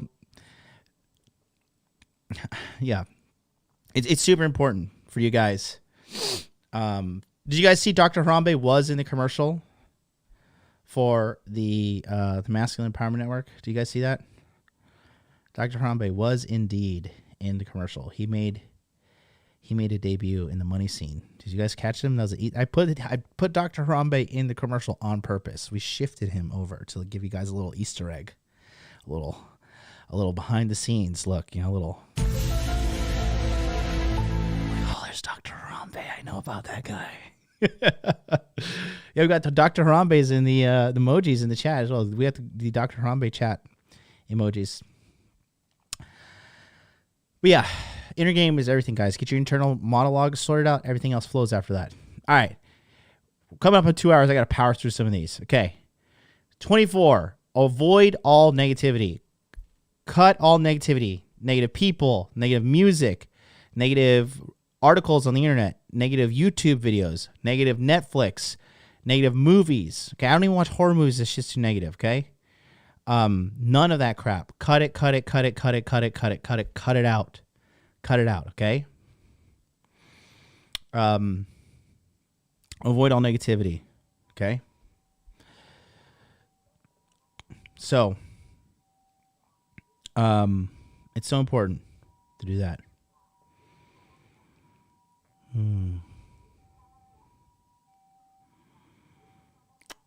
Next one is 23. No toxic people in life. Just look up habits and traits of a toxic person on Google, and then if you notice that in people repeatedly, cut them out of your life. Trust me. Trust me. Yeah, there's so few positive punk rock songs. Yeah, dude, I know, man. Trust me. Like, I don't even listen to Linkin Park. If you go back and listen to the lyrics of Linkin Park, shout out to class of 2004, right? If you go back and listen to the lyrics of Linkin Park, it's just nothing but if you sing that stuff to yourself, you're going to be a depressed fucking mess. So, don't do it. Do not fucking do it, man. Keep them out of your life. Trust me. Watch quality of life go up. Number 22. All relationships are tested in times of weakness, not strength. All relationships are tested in times of weakness, not strength. And what that means is just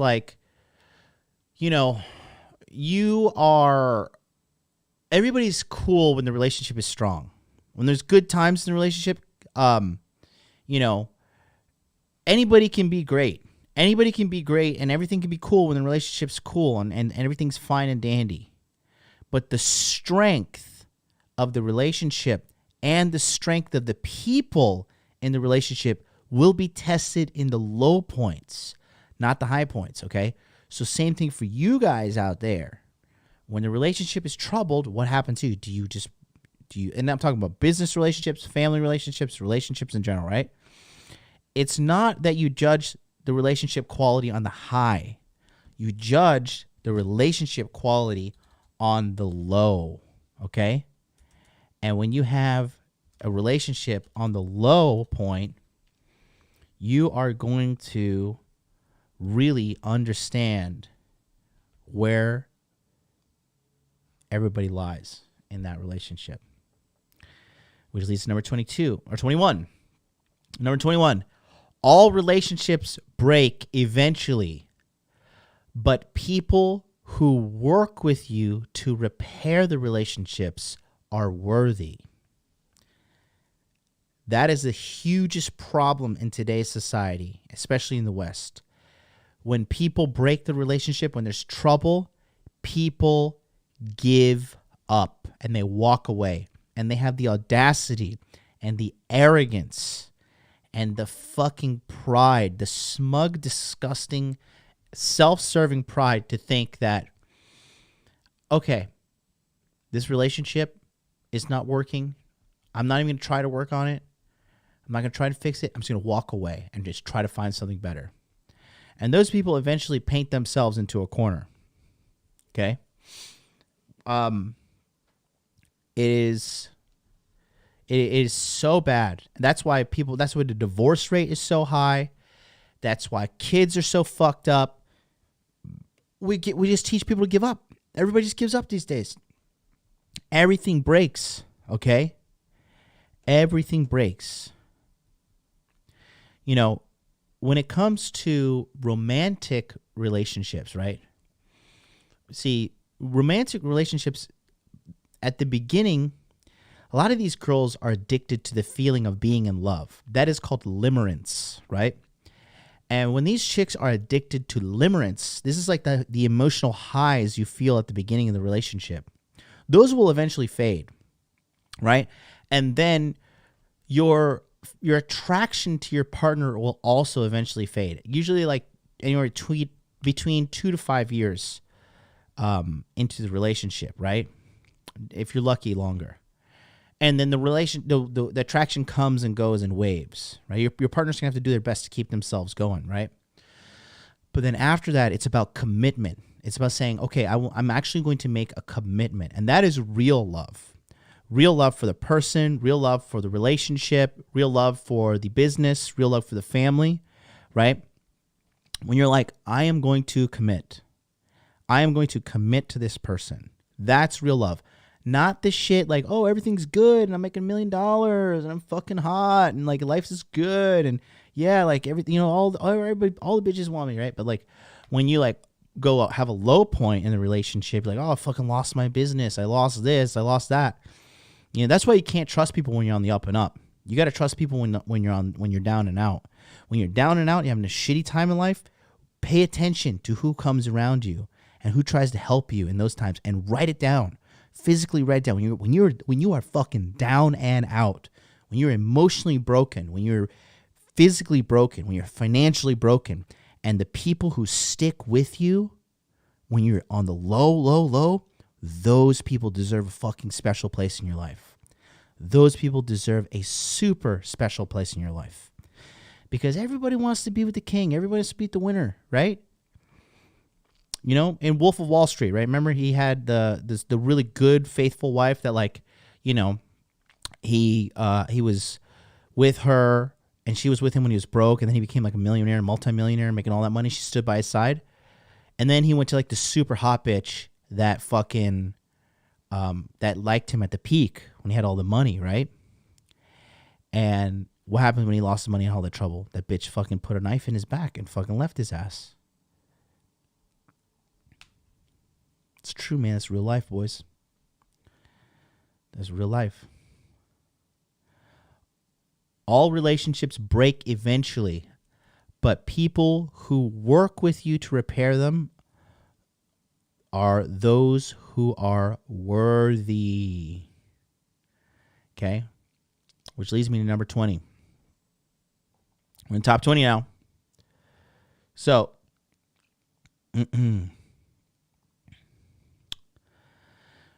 you don't make good people, you find good people. That's from Jim Rohn. You don't make good people, you find good people. You find good people and then you level up with them, right? Charlie from Cultivate Crypto is a very good person. He's a good guy. At the end of the day, he's a good person that I trust. He's got a good heart, and it's not because we're business partners. We're business partners because he's a good person. He's not a good person because we're business partners. Do you guys get that? Me and Charlie were friends first before Cultivate Crypto existed, right? There's a brand that I like to put a feather in my cap that I helped get off the ground as well. And Charlie is a good guy. Charlie is a very good person. And, he is, he's a good guy. And I met him. And then I just taught him some business shit, and he taught me some crypto shit. And now we're like Shaggy and Scooby-Doo. We're just like two peas in Far Out Pod. We're just like living the dream over here. So if you meet somebody who's like shitty and they're not trying to make themselves better, you really can't teach them to be a better person. You really can't like teach them to fucking be a decent individual. And I know like people have goodwill and whatever, but like I live in a strange place called reality. And reality is not that fantastic for a lot of people. But the truth is that, man, you don't make good people, you find good people. And when you find them,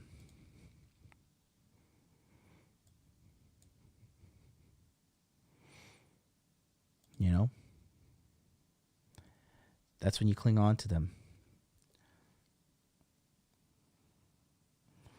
People are fighting in the chat. Says, who is Shaggy? Who is Scooby? I'll be Scooby. I'm Browner, right? I'll be Scooby. I don't mind. Everybody loves Scooby-Doo. By the way, don't forget to join Masculine Empowerment Network coming on December 30th. Take a quick look.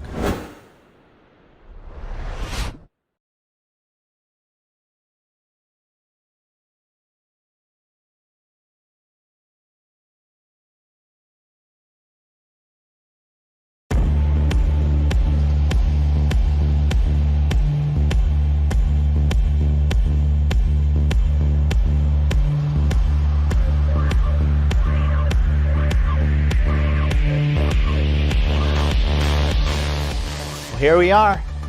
It's the end of 2021. Quite frankly, the best year of my life. How about you? Did you just survive or did you thrive? Did you conquer or were you conquered?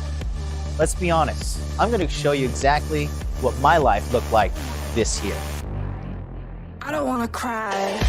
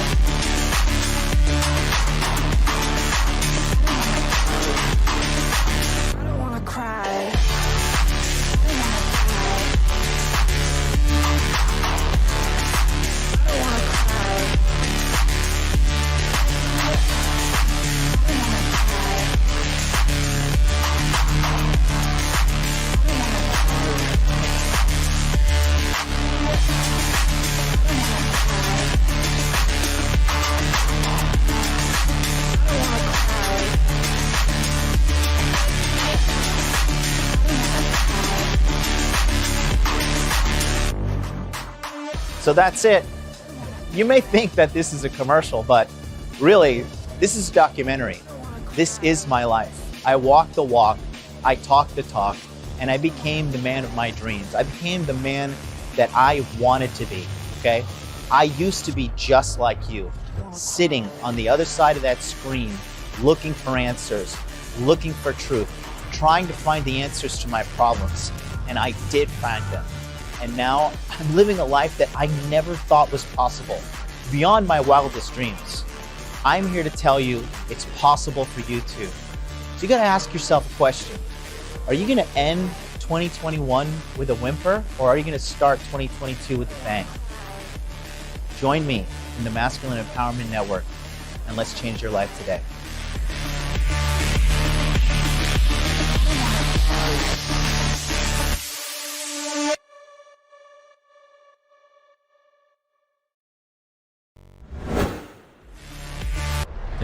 Don't forget. God, that's so good. I'm just so good at what I do. Go to the masculineempowermentnetwork.com right now. Get on the waiting list for this educational course that we're going to teach you how to get money, muscles, game, and frame bonus. We're going to teach it all. 10 2-hour-long Zoom sessions minimum every time they go over 2 hours, okay?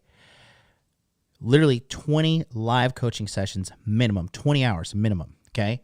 You get access to Body Language Mastery, my course. It lets you know whether a woman is sexually interested in you or not based upon her body language. You're going to get access to a Telegram chat from the moment you enroll into December towards the 1st of January, whatever, and then all the way until March 1st. Then, to top it off, you're going to be able to join the Masculine Empowerment Network forums.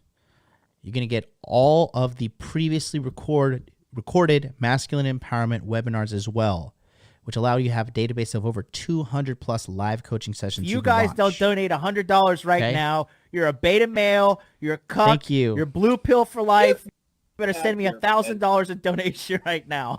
And that's. Thank you so much. So get on the waiting list. Go to masculineempowermentnetwork.com. Get on the waiting list right there. Links in the chat. Links in the bio. Links in the description box below. You're not going to want to miss out on this. Do you get permanent access to the forums? Yes, you get permanent access. Dark One 414 $36 super chat. Thank you so much for that one. I feel so rich. He says these lessons are lessons you compiled, or are you reading from a book? Happy birthday. Thank you so much. Thank you. Yeah, no, these are lessons from my life. 36 years of my life. Okay.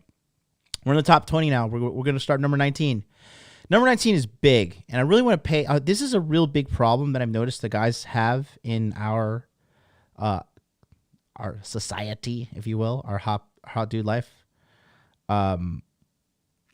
So here's the thing, right? I would say that, this is huge because it happens with a lot of guys once they start getting girls, right? So for you guys that enrolled in the Masculine Empowerment Network earlier this year, you don't have to re-enroll again. You get this completely for free. That's the benefit of enrolling, all right? This one is the last one of the year. So you get in, and we're going to have a good session. Salt Daddy's in the house says, welcome back and happy B-Day. Thank you so much. Number 19 is super important. Okay, pay attention to this one. Number 19, right? And this is really important. Okay?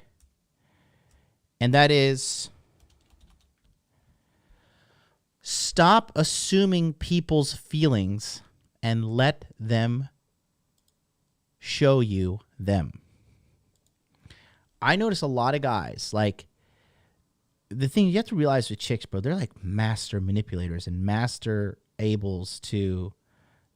fucking the ability to conceal their true motives. And they're good at playing on your emotions, right? So if you're overly excited by a girl, oh my God, you're a really pure girl. You probably never been with a bunch of dudes, right? Or you've been you project what you want her to be. You project what you want people to be, And devious people, shitty people will be like, oh, yeah, like that's me, right? So stop assuming people's feelings. Stop assuming people's objectives. Stop assuming people's motives and observe them and see what they really are about. Stop and observe it, okay?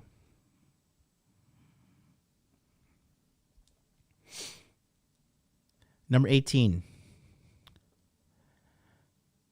Good girls do exist, and they are super rare. This is related to number 19, right?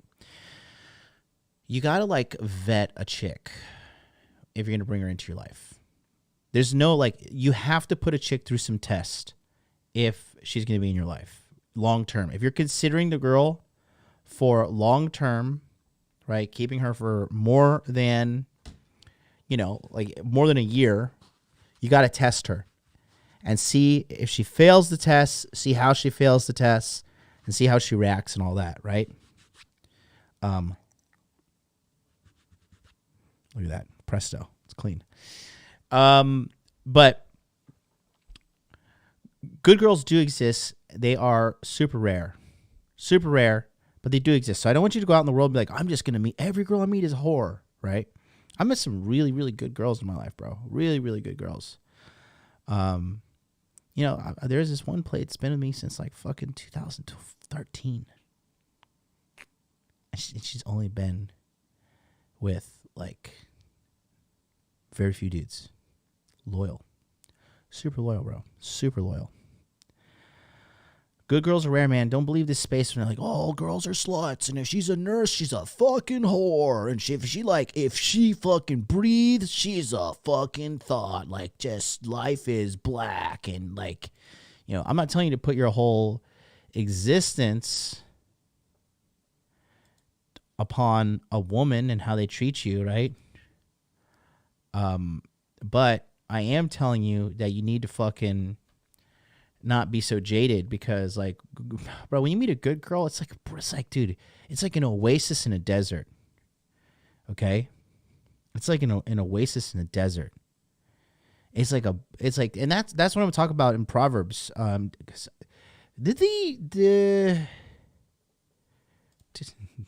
make all kind of weird noises on stream. Let me see where we left off.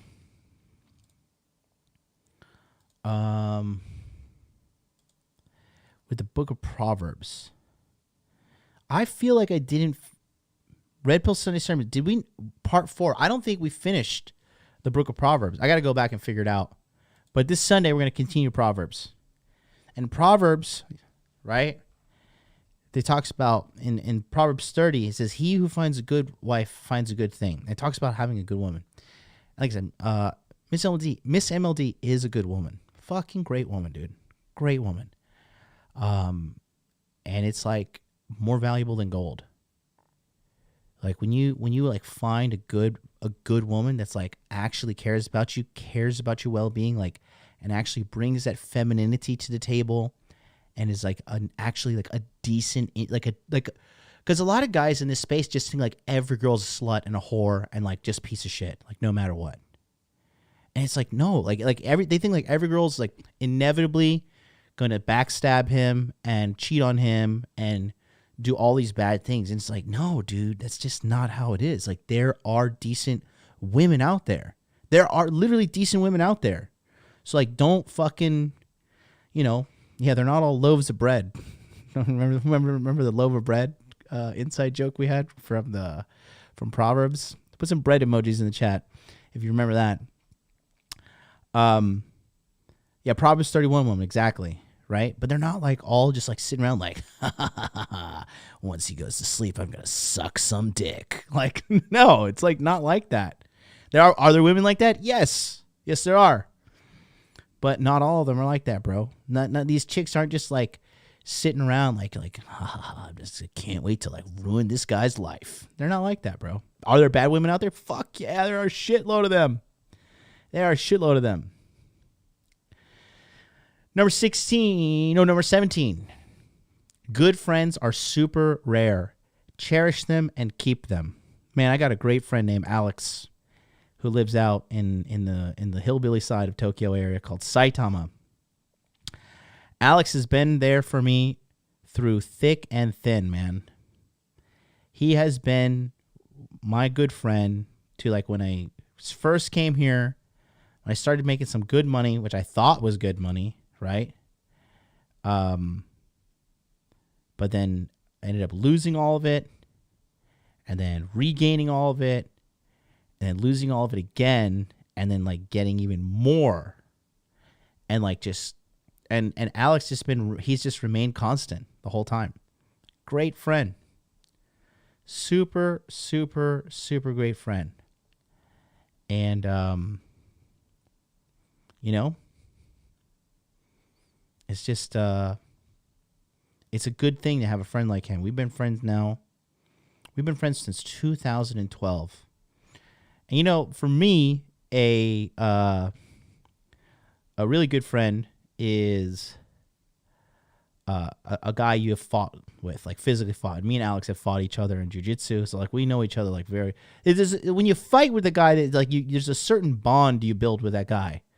Like this some kid that he was like a judo black belt, and he came to jiu-jitsu and we sparred and shit, and like he like was throwing me he was throwing around with judo. We had a couple live sparring sessions, and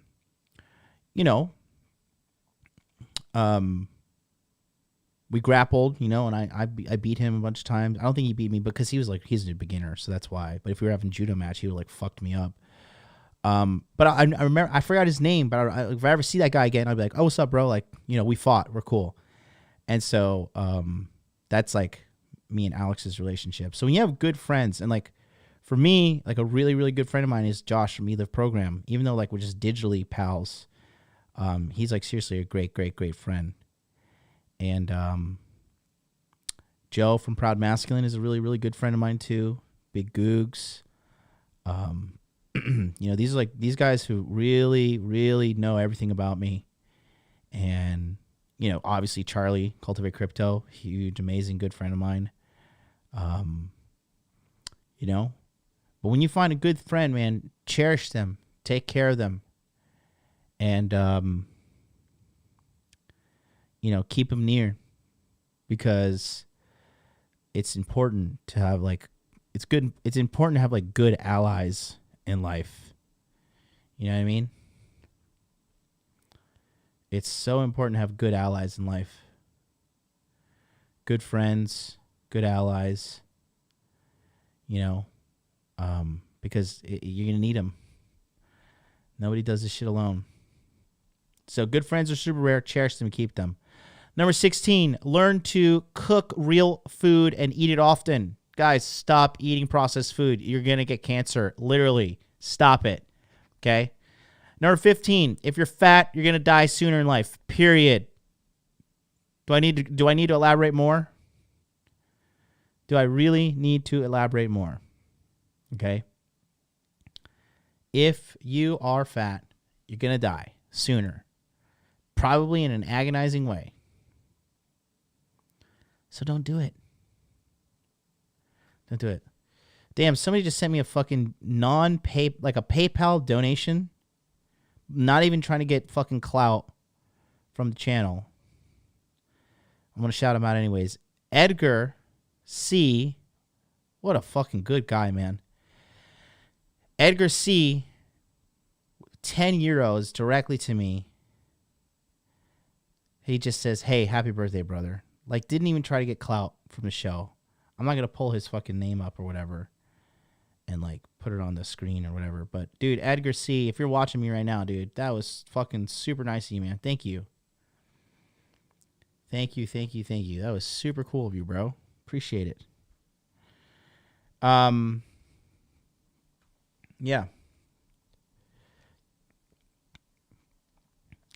Number 15, yeah, if you're fat, you're going to die sooner in life, so stop being fat.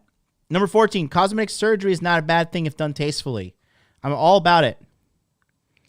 Cosmetic surgery is a good thing. I had my dark circles done, right? I had the laser done on my cheek and my lines. Dude, my skin is like so good. My skin, this isn't even my final form, because the doctor says like after 2 to 3 months, this is like the maximum benefit of this is going to come out. I'll be getting hair transplant in January as well. right? Because like I'm starting to go bald here because I picked out my fucking hair because I didn't know how to like moisturize my scalp in these winters in Tokyo because I'm from Florida. I don't even know what to do when I see snow. I'm just like panic. I'm like, is this like an orange or are alligators in it? Because how Florida I am. So I don't care. I wipe my teeth. Look at my beautiful smile. Look at that. It's a beautiful smile. You know? So, am I drunk? No. Sandcalp Jad have. I am not drunk. This is a normal, happy person, buddy. Number 13 is really important. This one hits you. It hits you right in the stomach. Number 13. People treat you exactly how they feel about you. Don't be blind to it. Guys, don't justify someone's shitty treatment of you. If a girl doesn't text you back quickly or on time often, and she constantly disrespects you and doing shit like that, bro, she don't respect you, bro. So get her out of your fucking life. If you got a friend that's always talking shit and being mean to you and like not being a good friend, not being like, you know, not burying the hatchet and shit like that, get him out of your life, bro. People treat you exactly how they feel about you. Observe it and learn from it and trust. When somebody shows you who they are, trust them. Trust them. Don't give them the benefit of the doubt. If it's multiple offenses, definitely do not give them the benefit of the doubt. You guys don't donate $100 right now. You're a beta male. You're a cuck. Thank you. You're blue pill Here's for he life. goes. You better send me $1,000 in donation Yes. right now. And that's Thank you, Harry. You guys don't donate $100 And Salt right Daddy. now. You're a 10 beta Canadian male. dollars. You're a cuck. You're blue pill for life. Thank you. You better send me $1,000 in donation right now. and that's Appreciate it, bro. Appreciate it. Harry Z goes, $20 super chat says, happy 36th birthday, MLD. Good friends are invaluable for sure. All of us should be in amazing shape. No excuses. Love you, Harry. Love you, love you, love you, love you. Salt Daddy, Canadian $10 super chat. I love self-improvement, and MLD does a great job coaching men at the end. Listen, guys, thank you so much. Listen, I'm the best there is. I'm the best there was. I'm the best there ever will be. When it comes to men's coach, there's nobody better than me. I'm the best on the planet. There's nobody. Money, muscles, game frame, total package, there's nobody better than me. It's nobody. Period. Period. Everybody you've seen as a guest on my fucking show, I have elevated their life. Bro, my bitches, they get involved with me, I level up their life. Okay? My friends, they get near me, I level up. I am a kingmaker. I'm the best there is, the best there was, the best there ever will be. When I die, there will be lamentations, bro. People will read the book of Lamentations for the death of MLD. Okay? Watch. You'll see, bro. And you know, you watch me, you know there. Because I've changed your life. That's why you're watching. I've changed your life for the better. Okay, I don't do the YouTuber analytics and I want to be cool and what is this thumbnail and what's trendy, what's cool. I don't do that shit. I get results. Okay, all I give a fuck about is changing people's lives and getting results. That's all I care about. Okay, Kingmaker MLD. That's me. Okay. Number 12, a woman's beauty is not enough. She needs to bring peace of mind too. You don't need to be worrying about her cheating, lying, texting other guys, okay? If she's cheating or all that, all that bullshit, right? You have to be solid. Like, you know, if you get a girl and she does cheat, right? You got to be solid enough to tolerate it in a sense, like, tolerate and get rid of her if whatever your belief system is, right? But you got to like be strong enough so you don't like have a mental breakdown. However, it's better but a girl who has you extra on the edge is not worth it. Like if you're like kind of like, oh, like you look at your girl and she's texting like, who's this bitch texting now? You know, if that thought comes to your mind, like, I don't know, bro. I don't know. That's not supposed something you should be, you know, not something you should be bringing into your life long term. Okay? That's not something you should be bringing into your life long term. Women are a liability as it is. So make sure she's more of an asset than a liability. Most women you bring into your life are a liability. Okay? They're going to cost you headaches, they're going to cost you time, they're going to cost you money, right? So you want to be with a girl that's going to bring a lot to the table. She's going to bring a lot of benefits to the table. You know, You don't want to bring a girl that's going to like bring a lot of problems, more problems to the table than she does benefits, because that relationship's going to drain you. And what drains you, everything else in your life starts suffering. Your fitness starts suffering. Your business starts suffering. All that shit starts suffering. So you don't want to deal with that. You know, especially toxic women. They will ruin your life, bro. Shit, believe me, I've been with a toxic bitch or two. Salt Daddy says, I'm already a millionaire and successful guy. MLD is teaching all the right stuff, and I've learned a lot, even though he's younger than me. Thank you, Dad. Love you so much. Love you so much. Please send more money since you're a millionaire. Send me $36. It's super chat. It's my birthday. Come on. Number 11. You have to know that you are enough as you are, but there is healthy room for improvement, right? So this is one thing that I've noticed. Like when it comes down to,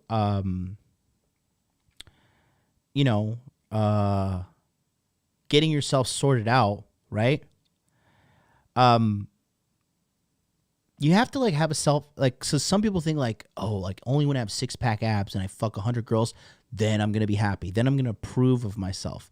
No, you have to be like okay with who you are and love yourself healthily as you are. And then also critically analyze yourself and be like, okay, well, like I love myself, but I'm a fat fuck. I love myself, but my teeth are yellow and I don't brush them. I love myself, but you know, I could probably do a little bit better to make more money and stop like putting a strain on my parents or whatever, right? So, there's a healthy thing, right? You have to tell yourself like you are enough as you are, and you're cool with who yourself is at the moment, and you love yourself, and you're also working on yourself to get better. Does it make sense to you? Because it's a healthy way to do it. It's really good. Number 10. Yeah, I gotta get something for number 10. So hold on 2 seconds. 2 seconds.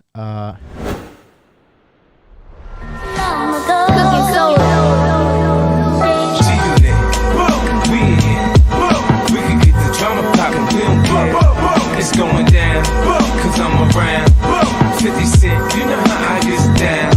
What up, blood? What up, cuz? What up, blood? What up, gangsta? What up, blood? What up, cuz? What up, blood? What up, gangsta?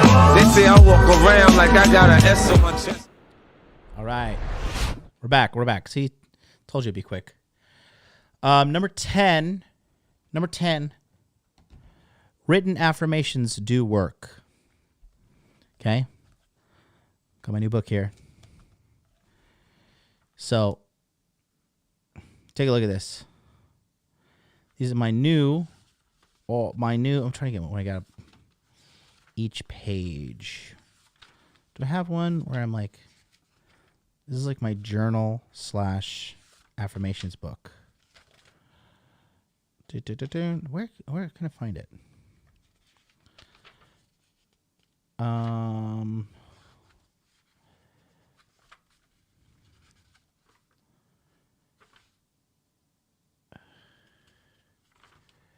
Okay. I'm trying to find back to back. All right, well here, I'll just show you one. Oh, okay, here we go. So this was written on a couple days ago. There's this one here.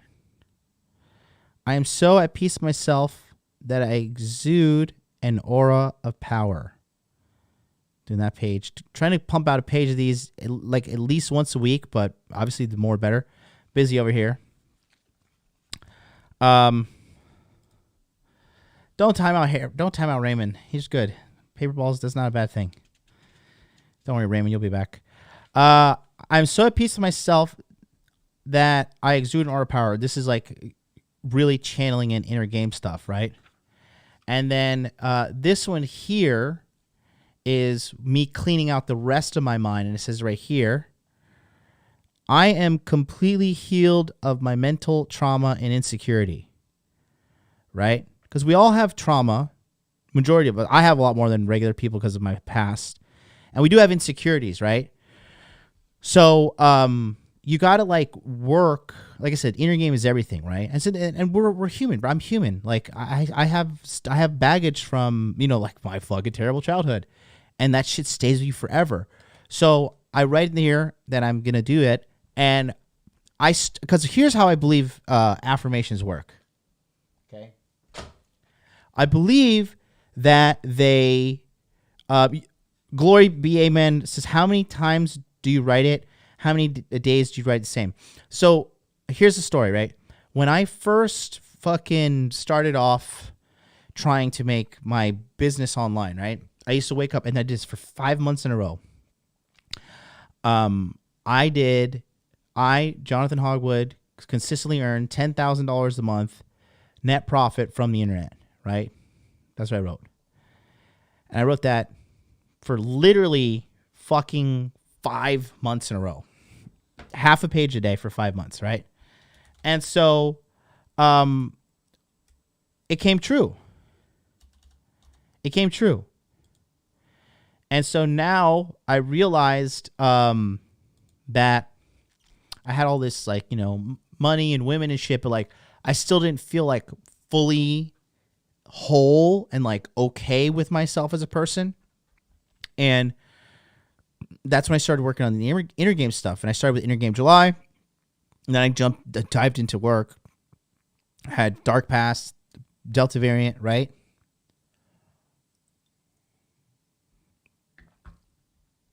And all those things. Did I believe it at first? No, I did not. But I just forced it into my head. And then I decided to like work on trauma. And then, like I said, this 1 month that I just did all this shit, unbelievable how much it's changed.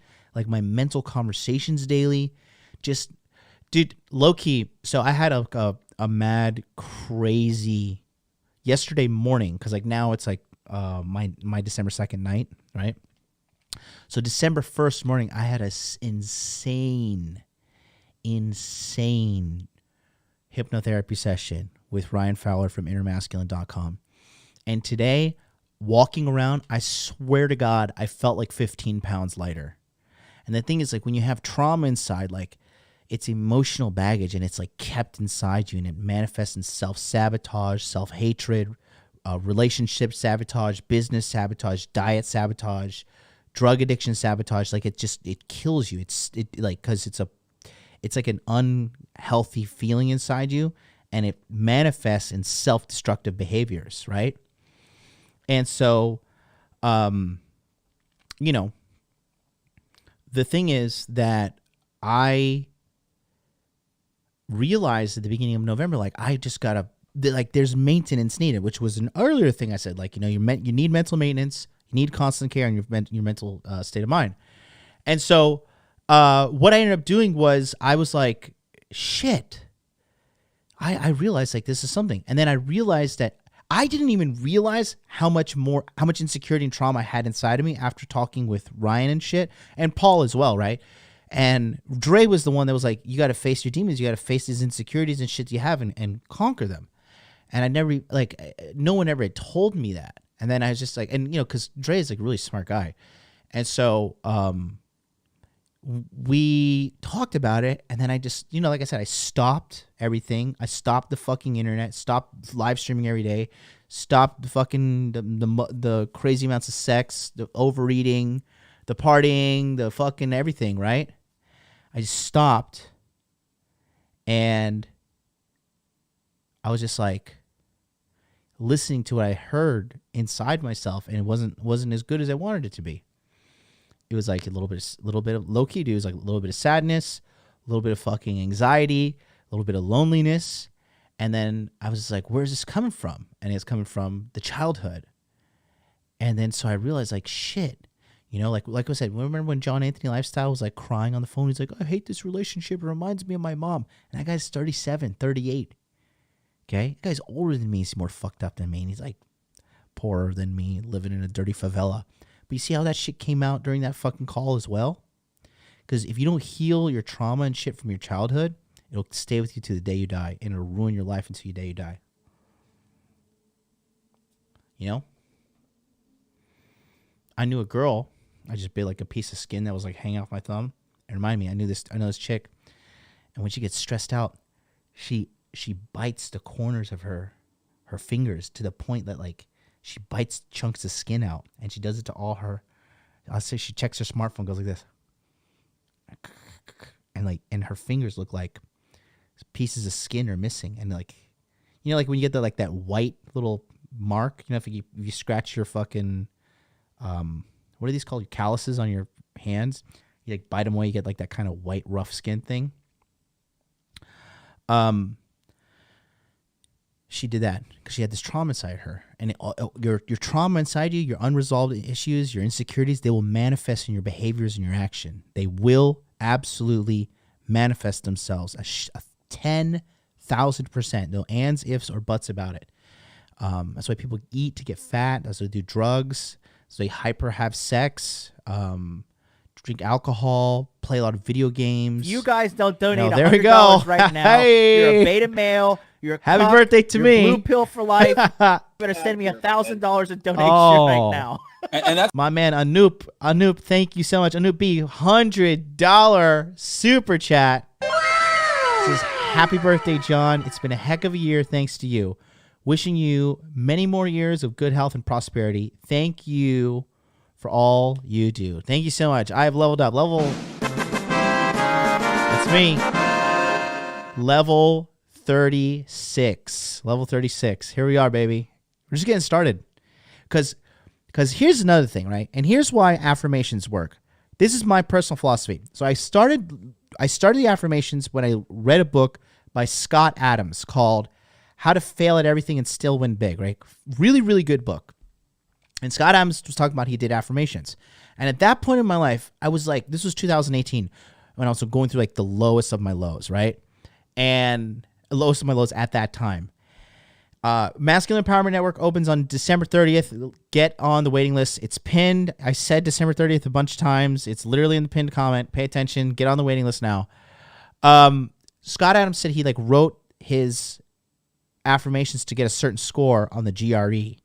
And it's like a test you take in America to get in graduate school. I think it's called the graduate readiness exam or something like that. Anyways, so when you write down these affirmations, right? And what you do is you focus your mind and your subconscious mind into executing this, because you write the affirmations in present tense. Okay? You write it in present tense. And that's why my affirmations here, right? That's why they say like what they say in present tense. Okay? And then I started doing like different types of them as well. So this one I started in, this was one of them. It just says, I am enough as I am. I am enough. I am enough. I am enough. Present tense. You guys don't donate $100 Hey, right now. You're thank a you beta very male. much. You're a cuck. You're blue pill for life. Thank you. You better send me $1,000 in donation right now.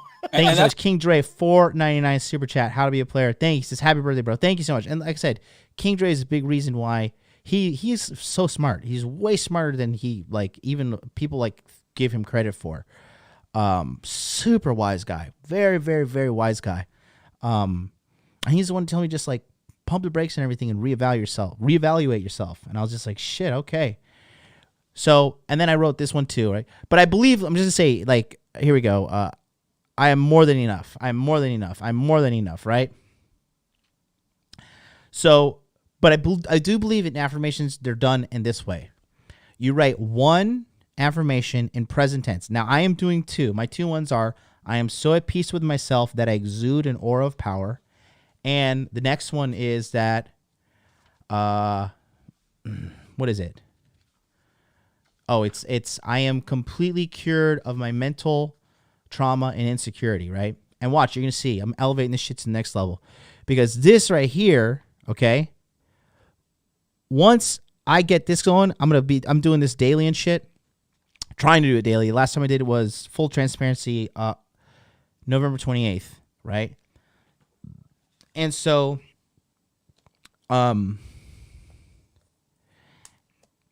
you write it over and over and over again. Whatever you want, present tense, as you have it now.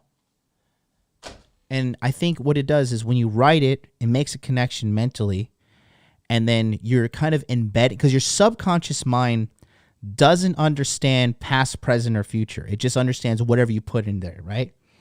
So if you write something like this, like, I will be happy once I make $10,000 a month, what you're really telling your brain is like, I'm not happy now, so I need to make $10,000 a month to be happy. So you have to be really careful with how you write these things. And you got to force yourself to process this shit and remember it. And you have to be disciplined, right? I swear to God, the reason I was able to achieve my goal of making $10,000 a month from the, I laugh at that number now. I fucking laugh at that. I make $10,000 in 5 minutes if I want to, okay? And it all started with me sitting down and writing, I, Jonathan Hogwood, consistently earn $10,000 a month net profit from the internet. Present tense, now, okay? I remember, you guys, I pull that fucking dirty ass fucking old notebook up on this stream all the time. I think it's in the bedroom. But I swear to God, affirmations work. You just got to be disciplined and consistent with what you're doing them, right? Be careful what you wish for, too. Because you know why I was writing all that shit for the money? Because I thought money would bring me happiness. I thought money would make me whole. I thought money would like, once I have money, then I'd be happy. Boy, was I wrong. I mean, which we're got another one. We got in the top 10 now. You're going to see number. It's related to number 2, so don't touch that dial. Number 9, insecurity will ruin your relationships with women. If you have insecurities, if you have weakness, okay, and this is what I learned from King Dre as well.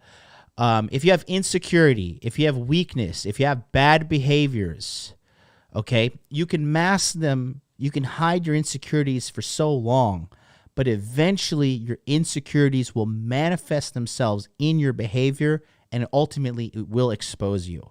So you got to face your demons, bro. If we got any Naruto fans, right? I love Naruto. And Naruto was so great for me because I watched Naruto, and we all know Naruto has a literal 9-tailed demon fox inside of him that once this thing gets out, it fucking ruins everything. It kills everything. But it's also his source of unlimited power. So when you have these devils inside you, they can fuel you, but sometimes they can fuel you in a bad way. Sometimes you can channel them, because I channeled my inner hatred and inner anger and all that shit.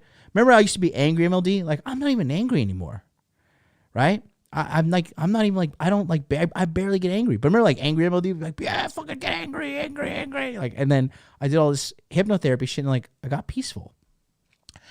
And so, but I channeled that anger into rage and into a work ethic, which was able to teach me how to make a massive earning on the internet, right?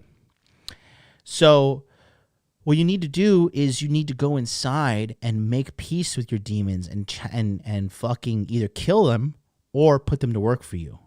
But when you heal your trauma inside of you, that is when you fucking you heal and you become better, right?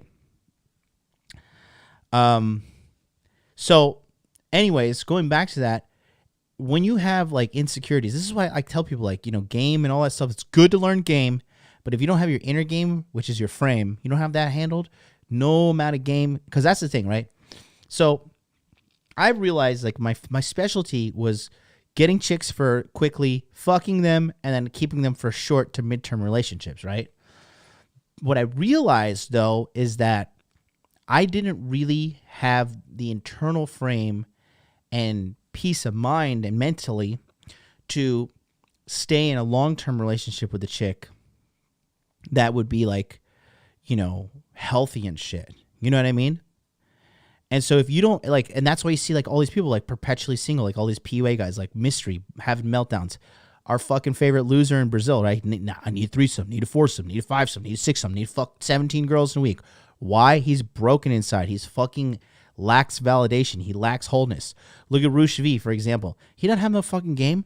Roosh V was fucking all these girls, and now he's lost his mind and become like a Christian monk guy because he's broken and empty inside. Now he's trying to use religion to fill that hole. A little too deep for you?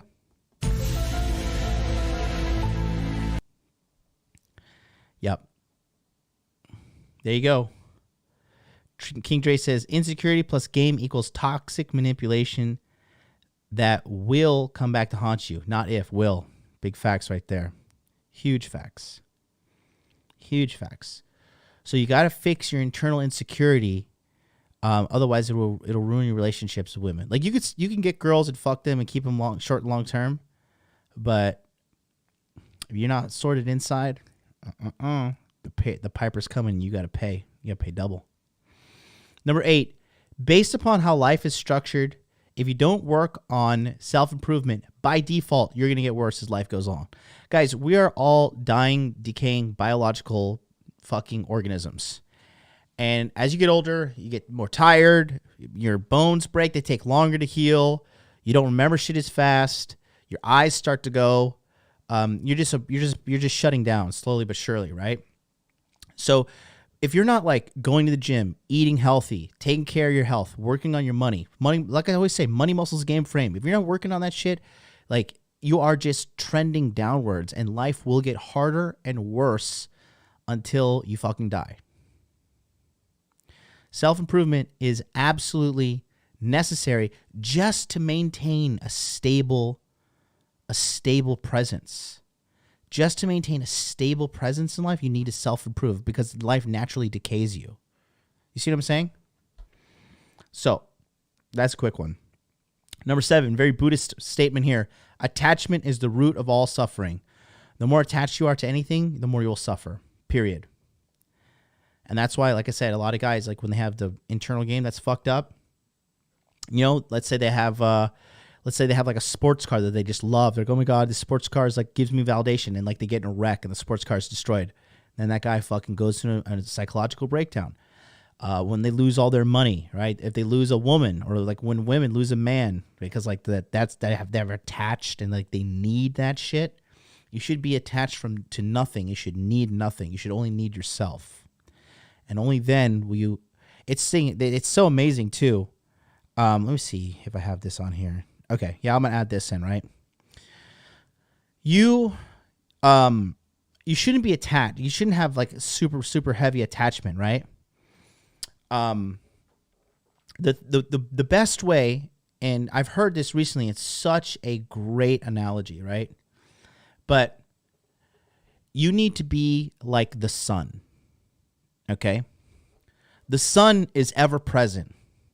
The sun is majestic. The sun is strong. It's bright and powerful. The sun doesn't need Earth. Earth needs the sun. One day the sun's going to go out, and so is fucking humanity. Okay? So Elon better build them spaceships a lot faster. But you got to be like the sun. The sun is so powerful, it attracts the planets to it, and the planets circle around it. And the planets center their lives around the sun. You guys have to be in the fucking you have to be the sun of the fucking universe. You know what I mean? You have to be the If you guys don't donate $100 right now, you're a beta male, you're a cuck, you're blue pill for life. You better send me $1,000 in donation right now. and that's Ricky Webster, $9.99 super chat.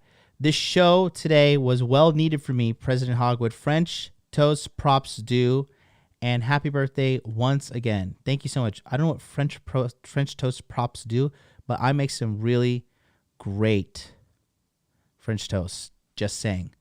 But you understand what I'm saying, guys? You have to be the sun. You have to be the center of your solar system. You have to be the center of your universe. And you have to be strong and majestic, bright and powerful on your own. Okay? The sun doesn't beg Earth for anything. Okay? And that's how you have to be as a man. That's why attachment is not healthy. Okay? You have to be, in a way, so strong and independent, and that's why inner game is to be fucking mentioned here, right? When you have the fucking inner game sorted out, then you become the sun. You become attractive and majestic and everything on your own. And so, you know,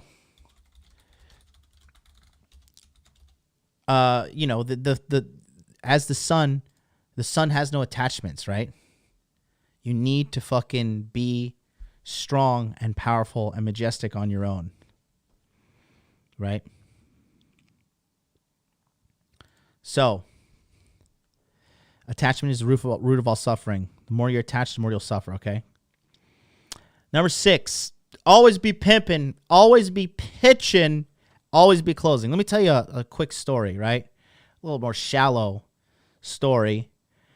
But there was a fucking time when I was in my life, right, where there was like an account on Tinder, right? Really shitty account. It's like really shitty photo. And I was just like, you know what? And also I was thinking like, Tinder's kind of shit. Like I'm not gonna meet good girls on Tinder. Whatever. And so I was just like, whatever. I'll boost. I'll fucking right swipe. I'll like get my fucking L's, like, you know, get my L's in. I'll get my W's in. I got all these matches, and I was just like, okay, fuck it. Like I'm just hit up all these girls. Like, hey baby, hey baby, hey baby. Oh, you look nice. Blah blah blah blah blah blah. Let's meet. Let's meet. Right. And this one chick had like shitty profile photo. Her bio was like kind of weird. It was like kind of poorly made, and I was just like, okay. Let me just do my thing, right? I was just trying to get some momentum going. So, turns out, when I fucking pitched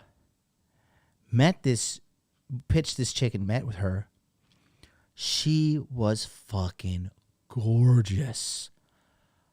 So beautiful. Showed up and I was like, oh my God, I have fucking struck gold. Right? And she was beautiful. And all I was doing was just running my rap. Looking good, making the pitch, making the close. Went on a date with her. Gorgeous. You know what she said to me? She said to me on the date, she was fucking beautiful. Beautiful girl. And she was like, I feel so nervous and so comfortable at the same time with you. I was just like, all right, well, that's wrap. Check, please. We got a winner. And and that night we had sex, and it was a goddamn good time. But before that, I was thinking like, man, I don't know if I should get on Tinder, and like, I don't know, these dating apps fucking suck, and you know, this shit's going to be weak, and, you know, all this shit, you know, I was just thinking, like, all this shit is just garbage, you know? It's not going to work. Like, there's no hot girls. Only girls on dating apps are, like, mentally fucked up girls, and, like, girls who are just, like, not that, you know, not that good looking. Like, I'm just have to, like, you know, kind of have to, like, just dig through the trash. You know, and then I realized like, shit, like, holy shit, you know, fucking, I just shot my shot, and I just followed through, and I was just like, God damn, what a fucking solid W. It was a solid win for me. Solid win, you know? And but I didn't believe in the process, you know? So always just shoot your shot. And that's business, women, life. You know, I remember one time I had this negotiation in Tokyo, right? And I was closing this president from this medical device company on a contract. And you guys don't donate $100 right now. You're a beta male. You're a cuck. You're blue pill for life. You better send me $1,000 in donation right now. And that's Kal-El, CA 1399. Happy birthday, John. Thank you so much, buddy. Love you, love you, love you. So, you know, medical device recruiter, Tokyo was my job, and I had this like president of this company hit me up, and he was like, "Look, we got your contract. 40% is a little absurd. Can you tell me why I should sign this shit for 40%?" And I was just like, "All right, remember your sales training. Just fucking go for it. Just pull the trigger. Just fucking do it. You're the man. You know."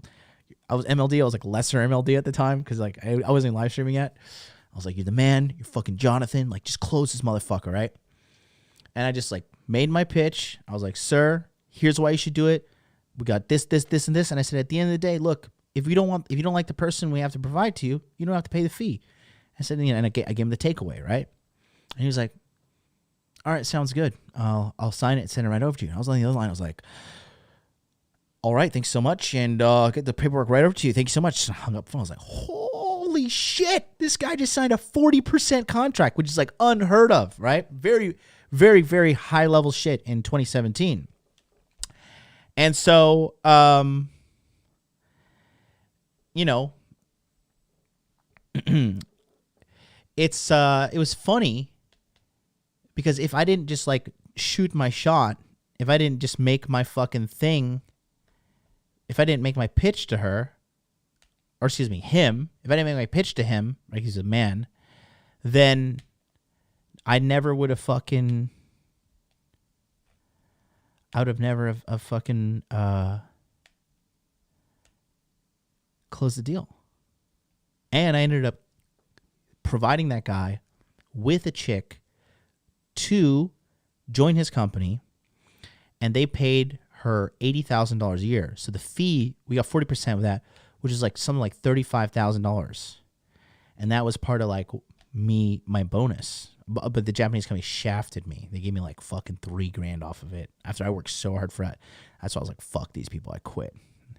Now I'm a millionaire, bitches. Just joking. I'm not a millionaire. But, you know, yeah. So, life lesson, guys.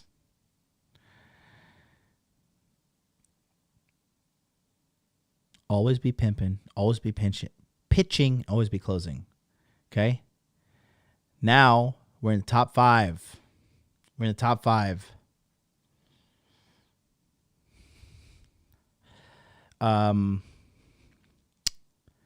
So,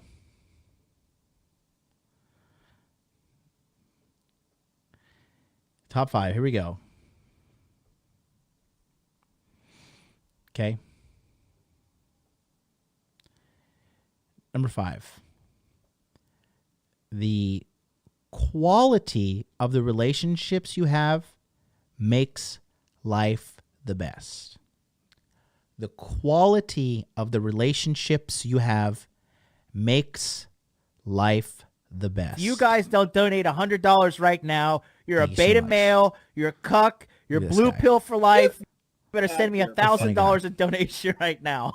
and that's Simon Thompson, 17.99 Great British Pounds, says, "Happy birthday, MLD." Thank you so much. I am now level 36.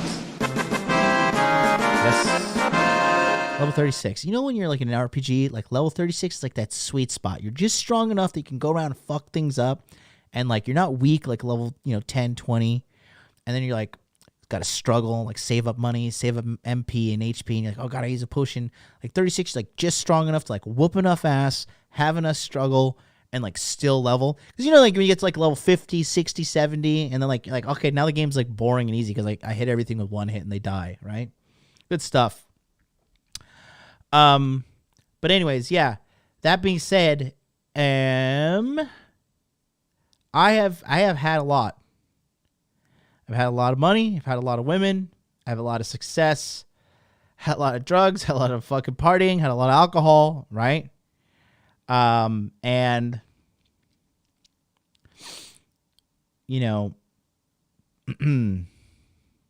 the thing is, like, the number one most fulfilling thing is quality of relationships in your life, in my opinion. And I'm not talking about relationships with women and shit, but they do fall into that, right? the quality of relationships in your life. That's what's the most important. The quality of relationships in your life. Friendships, love, family, business partners, right? One of the things that can really ruin you is like having like a toxic relationship at work and having a toxic relationship at home. Okay? And so when you have that shit, it's like like when you have good quality relationships, it really just makes everything better, bro. It really is like it's icing on the cake, man. It just makes everything better. Money, hot girls, fashion, high level fashion, gold chains. Who am I talking about? A lot of crypto, booming YouTube channel, right? My relationship with you guys, I love it. Even though it's digital, I fucking love you guys. You know, like we're strong at 198 live viewers right now, 201 now, pumping up. But you know, even my relationship with you guys, like I love it. I love the relationship I have with you in chat and all the good people in the community because it makes my life better. When I was not streaming, I'm not gonna lie, man, part of me felt a little, I don't want to say empty, but I missed doing this and I missed you guys. Right? So, quality relationships makes you have the best life. Number 4, this ties into what I talked about earlier, but just because you're a good person doesn't mean people will be good back to you. Okay?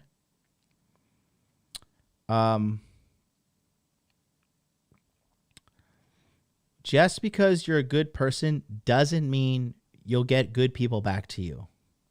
Like if you're going to take your friend out for lunch, it doesn't mean that he's going to one day take you out for lunch. I think I said this earlier.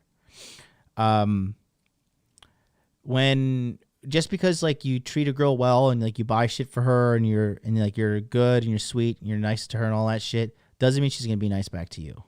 Okay? If you find a girl that is nice to you, that's good to have. Right? But it's like, you know, you got to like be careful as a good person not to like give yourself freely to other people because it'll ruin you. Number 3, having sex on demand is great, but it will get old if you're fulfilled internally. Right? So when I was like ages 29 to 33, that was just like fuck and chuck MLD. Like go, sex, party, go, right? Did that shit for 4 years straight. Ran through a lot of bitches. It was good. It was fun. But, you know, it does get old eventually, in my opinion. It gets tiring. It costs you time, money, calories. I'm like, ugh, I'd rather go watch World War II in color and eat some popcorn. You know? That idiot in Brazil spends $1,000 a month on hookers. Yeah, exactly. And so, you know, when you are looking at all these things in life and you're thinking that sex is going to fulfill you and shit, I think it's good to have sex on demand, right? Because you can fucking... you get it out of your system and realize like, oh, this really doesn't satisfy me. Okay? That's really what you'll realize. And then it kind of ties into number 5, the quality of relationships. Right? I mean, it's exhausting for me to like go on dates with bitches. I'm just like, oh God, I like, don't care about your cat. You know, it's fucking really exhausting. Number 2. This ties into what I said earlier as well. This ties into... Oh, shout out to Jeremy. Jeremy just booked his ticket to Hot Dude Con. There we go. How does this tie into it?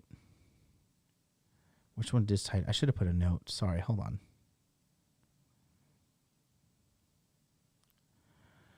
Okay. Well, I'll just I'll just say it. Okay, number 2. Money does not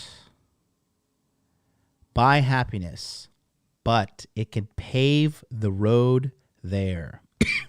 Excuse me. Money does not buy happiness, but it can pave the road there. Okay. Obviously I took 2 months off, October, November, right? October, physical body, get the laser, taking the detox, getting the massage, get the cupping, going to fucking, the onsen, detoxing, no gym, no diet, just resetting the body. November, resetting the mind, paying like therapists, you know what I mean? Like masculine therapists, paying people's consultation fees, talking with people, fixing my mind, healing myself, leveling up, getting to the next level, right? If I didn't have enough intelligence to cultivate my finances and to cultivate my crypto, then I wouldn't have the resources financially to find the happiness that I have now, this new level of happiness that I have, this level of peace, this level of harmony, this level of rock solid inner game. I was not able to I would not be able to get this if I had to like go and like slave away at a corporate job every day or go and like work in a yard or whatever, you know what I mean? So, you know, the thing is, when it comes down to truly finding happiness, it comes down to like truly finding peace and truly finding fulfillment and truly finding like what is going to give you total inner peace. If you have enough resources to like take time off and think and figure things out, money cannot buy happiness, but it can pave the road there. And it's so good. It's so good. Number 1, we're here. Who's been here since the beginning? Put a 4 in the chat if you've been watching all 3 hours from the beginning until now. I just want to see who has been here.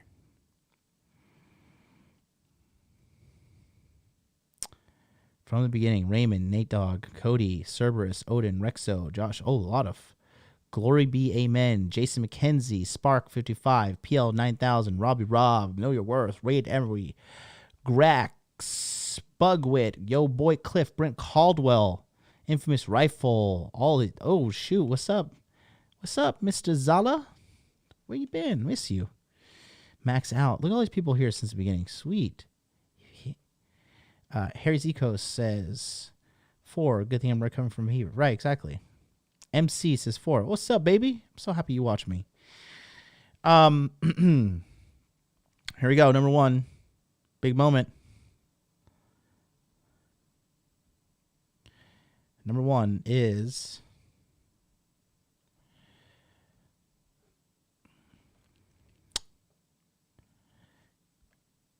you're going to die. Okay? So work on the life you want to live now and forever because it's so worth it. Dude, when I made that commercial for the Masculine Empowerment Network, I wasn't like making some rah-rah speech. Like literally, I have become the man of my dreams. I have become the man that I exactly wanted to be. And my life is fucking amazing. My life is the shit. I got money, I got muscles, I got game, I got frame, and I'm only getting better. Life just keeps on getting better for me because I'm endlessly working myself. Dude, did I need to do all this this month off of physical health for October and then month off of November? No, but I knew there was another level above that I could get to. And I had the resources and everything to get there myself. Think about that. Think about that, bro. So important. Live the life you could work. It's like, you know what they said? They said, if you guys don't donate $100 right now, you're a beta male, you're a cuck, you're blue pill for life. You better send me $1,000 in donation right now. EFL Carter, $9.99 super chat says, not me, just woke up. Thank you for saying that. So, but the point is this, right?